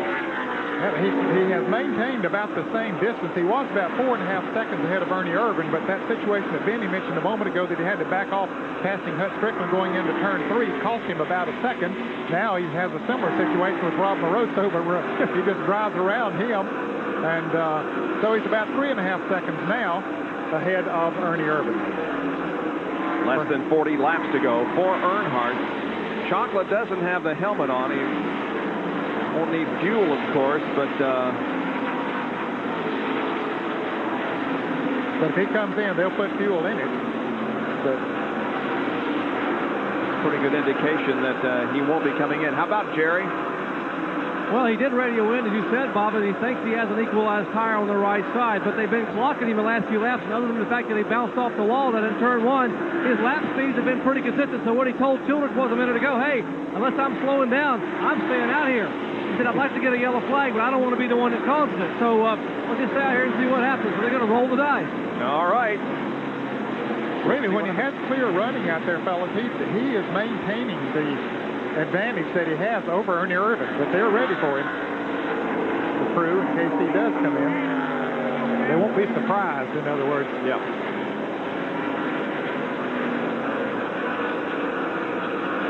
Tell you what, that's not an envious spot to be in for Dale Earnhardt to think that you have a problem and not be able to do anything about it. Especially when you're leading the race. In fact, he's picking up a little bit right now on Ernie Irvan. Morgan Shepherd is in the pit. Morgan being shown, well, he's at least 3 laps down. He's had a tough day here today, so he's out of the top 18. And here are the cars that are out of competition. Rusty Wallace, first out with a blown engine. Race was over very quickly for Rusty. He's probably back in Charlotte watching us on TV. Hi, Rusty.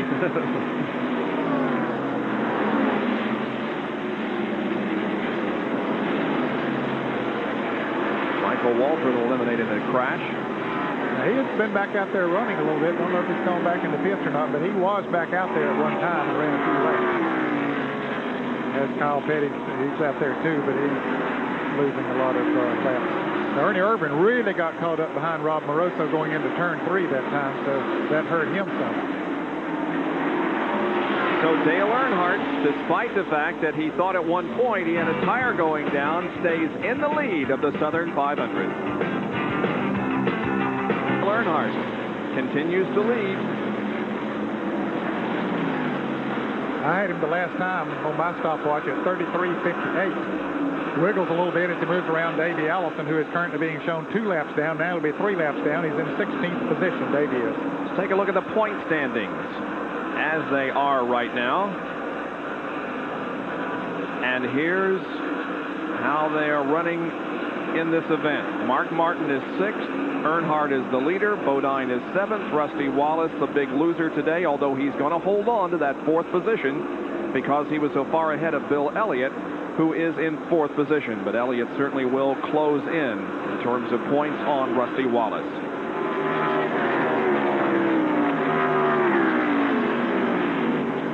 There's the leader, Dale Earnhardt, and now we'll show you how far Ernie Irvan is behind in 2nd position. About 3.5 seconds. You'll see him coming into the picture there very shortly. Kodak Film Chevrolet Lumina, driven by Ernie Irvan, is 2nd. Alan Kulwicki is 3rd. Bill Elliott is 4th, and Harry Gant 5th. The field snapshot will allow you to find your favorite drivers here. Here's the 11 and 5 cars. They'll be battling for the 7th position. With Earnhardt leading, Ernie Irvan 2nd, Alan Kulwicki is 3rd, Bill Elliott 4th, Harry Gant 5th, Mark Martin 6th. The 11 car of Jeff Bodine is 7th. Ricky Rudd there is 8th in the 5 car. 9th is Sterling Marlin, and 10th is Derek Cope. That's the 10 cars that are on the lead lap. Now, Derek Cope is not too far from going a lap down. He's just in front of Dale Earnhardt. There's Rick Mast in the Valvoline Napa Auto Parts car being lapped again by Earnhardt. We'll give you a field snapshot and we'll time Earnhardt's lap and give you a chance to find your favorite driver and see how he is in relationship to. There is Derek Cope right ahead of Earnhardt.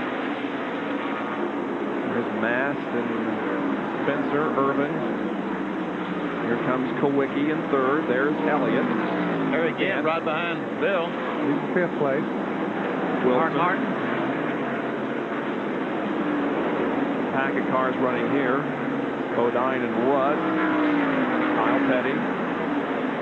Terry Labonte. Larry Pearson, by the way, 2 laps down at 14th. is back in that car. He was relieved for a little while, but Larry Pearson is back behind the wheel.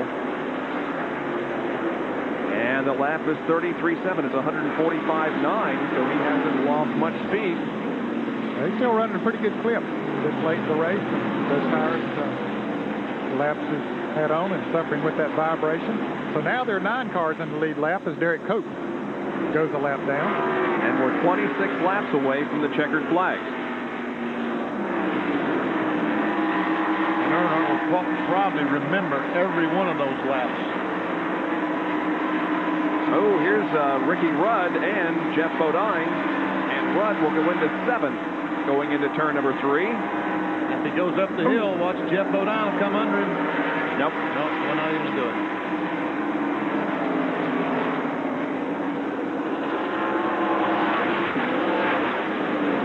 There's a little bit of contact between Rudd and Jeff Bodine there. Let's look at it again.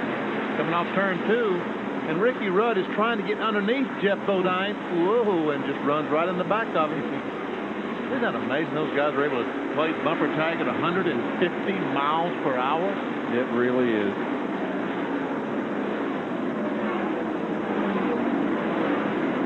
Now Rudd beginning to pull away from Jeff Bodine as he move around Morgan Shepherd. Shepherd just hanging in there trying to make as many laps as he can to get as many points as he can.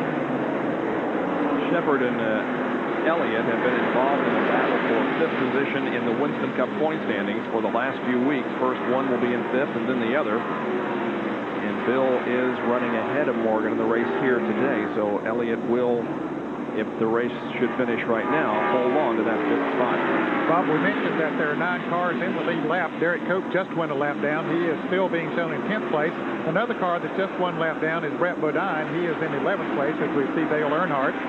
2 laps down in 12th place is Dick Prickle, Rob Moroso in 13th, Rick Wilson in 14th, and Terry Labonte in 15th. Those from 12th through 15th are 2 laps down.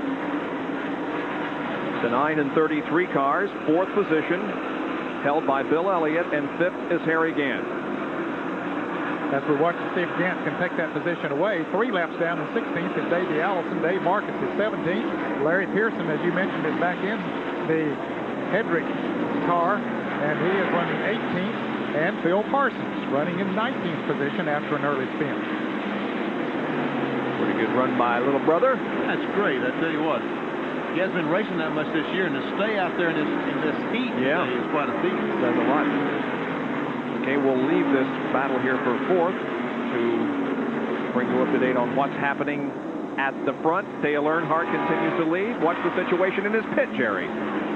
Well, he still reports that the car is like a bucking bronco out there. It is vibrating violently in the right front, but he realizes that he's only lost about a half a second a lap, but he's still ahead of Ernie Irvan. And I was trying to figure out why they would want to take a chance and maybe not bring him in for a pit stop anyway. But one of the crew members, who's one of the business managers for Richard Childers, said, "Here, let me show you why we're not pitting. It's $100,000 to win from Winston. It's $30,400 to win from Unical. The Southern 500 pays almost $60,000. That's a $190,000 pit stop. That's a pretty heavy-duty pit stop." I believe I'd stay out there and take a chance of winning all that money. Dale Earnhardt apparently is going to do so, and we'll know in less than 20 laps if he wins the Southern 500 or if someone else will. We hope you'll stay with us for the remaining laps here at Darlington.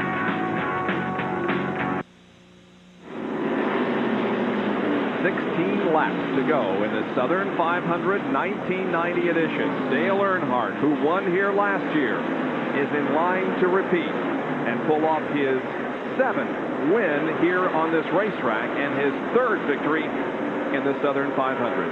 The interval between first Earnhardt and second Irvan, 3.6 seconds.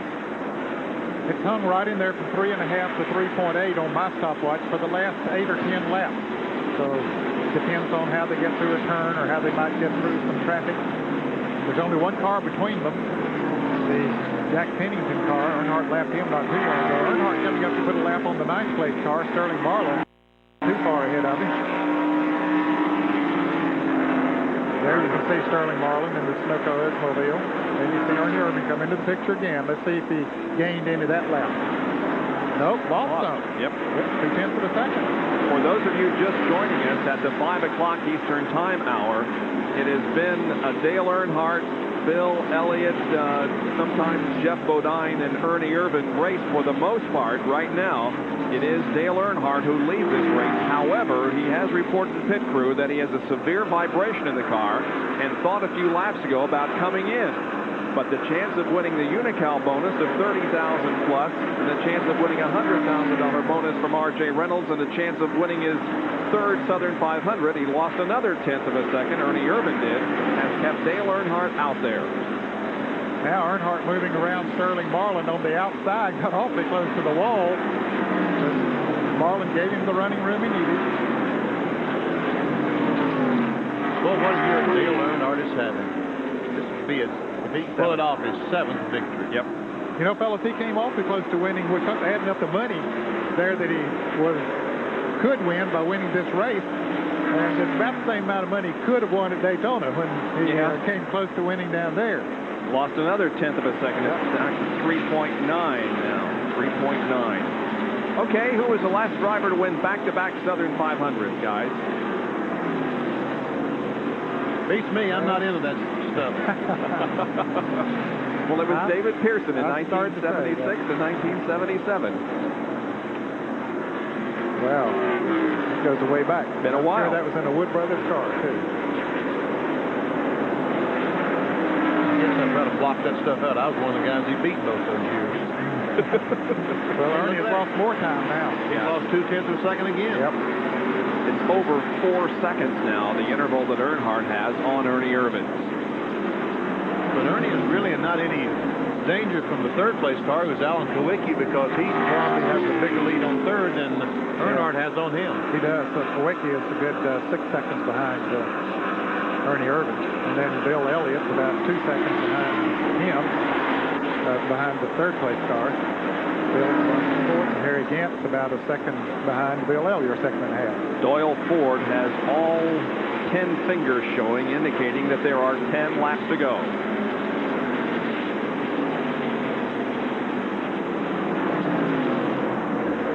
Second place car, Ernie Irvin. Remember, he won just last Saturday night at Bristol, and now is in second position here.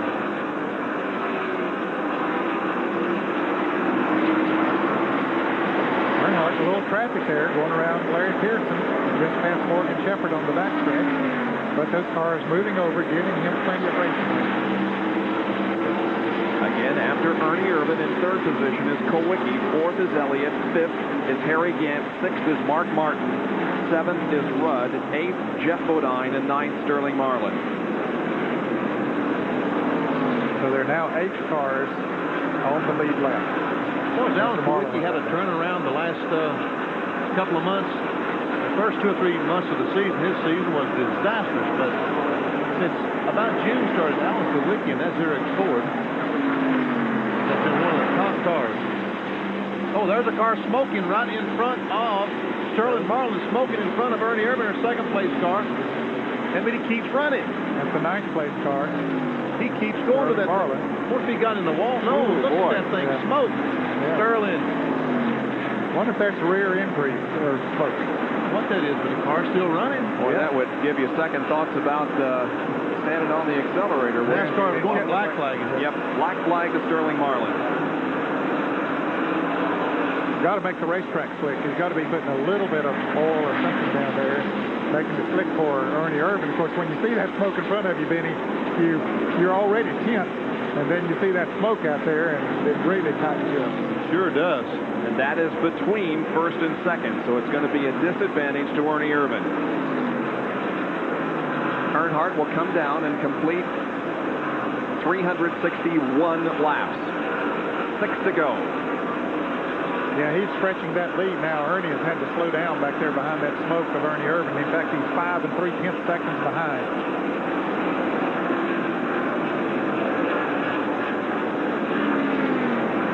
Bill Elliott, Harry Gant. Elliott, that was a race just a few laps ago, but meanwhile, Elliott's pulled away from Harry Gant. Marlin came into the pit, goes back out, still smoking.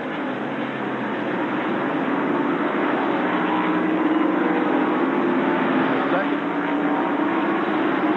Third place, Alan Kowicki. There he is. Pretty well scattered out now. None of them in danger of losing their position. Second place at the Pepsi 400 at Daytona in early July. Alan Kowicki runs third here this afternoon. He was 6th just last Saturday night at Bristol. One of our scanners tells us that Ernie Irvin has asked his crew to have oxygen standing by when the race is over. So well, Sterling Marlin pulled out of the racetrack again and was again black flagged by NASCAR with 4 laps to go now. Well, he's doing the wise thing. Sterling's run on the apron of the racetrack. Yeah, he's really not a threat to anyone down there. So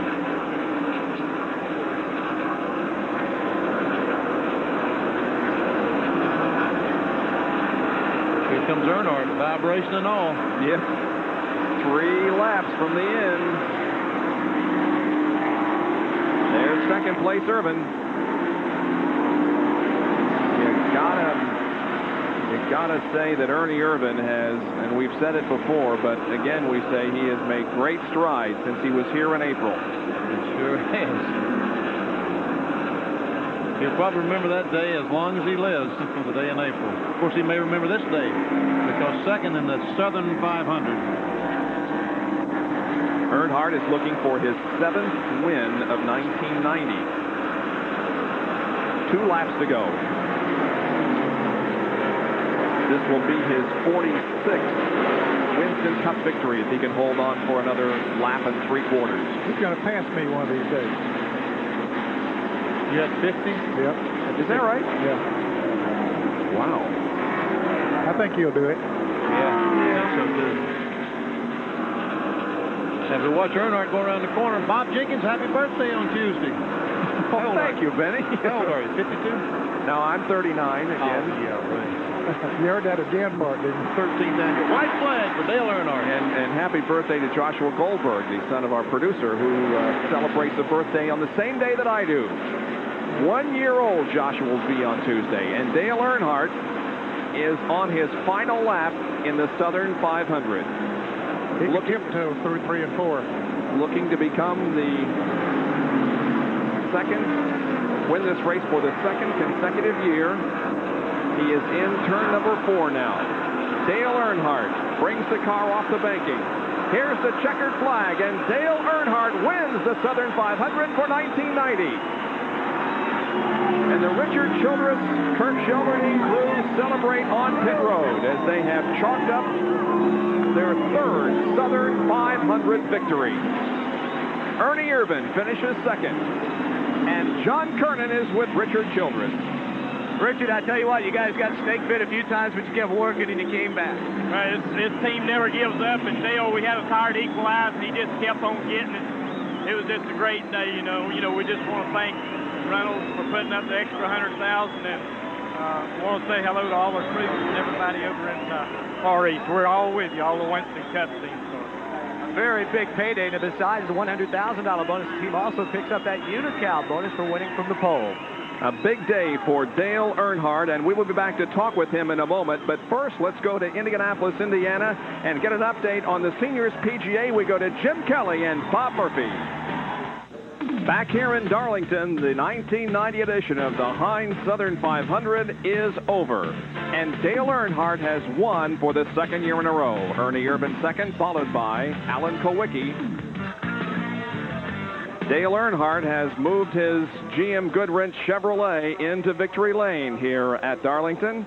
And in just a moment, we'll be going down to talk with him. He has to be very, very exhausted after this afternoon of racing. For our Sears Road Handler winner interview, let's go down to victory lane and Dr. Jerry Punch. And appropriately on cue, the Goodwrench driver, Dale Earnhardt, climbs out and waves in this crowd, and he gets a big round of applause.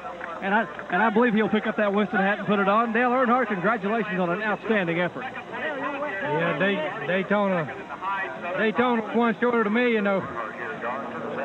I'm referring to that last cut tire. Now, yeah, you missed the million, but the Unical money, the money from Winston, the money from the Southern 500, that's about 190 grand you picked up here. That's good. We pick up any points on Mark? I'm sure you did by winning the race.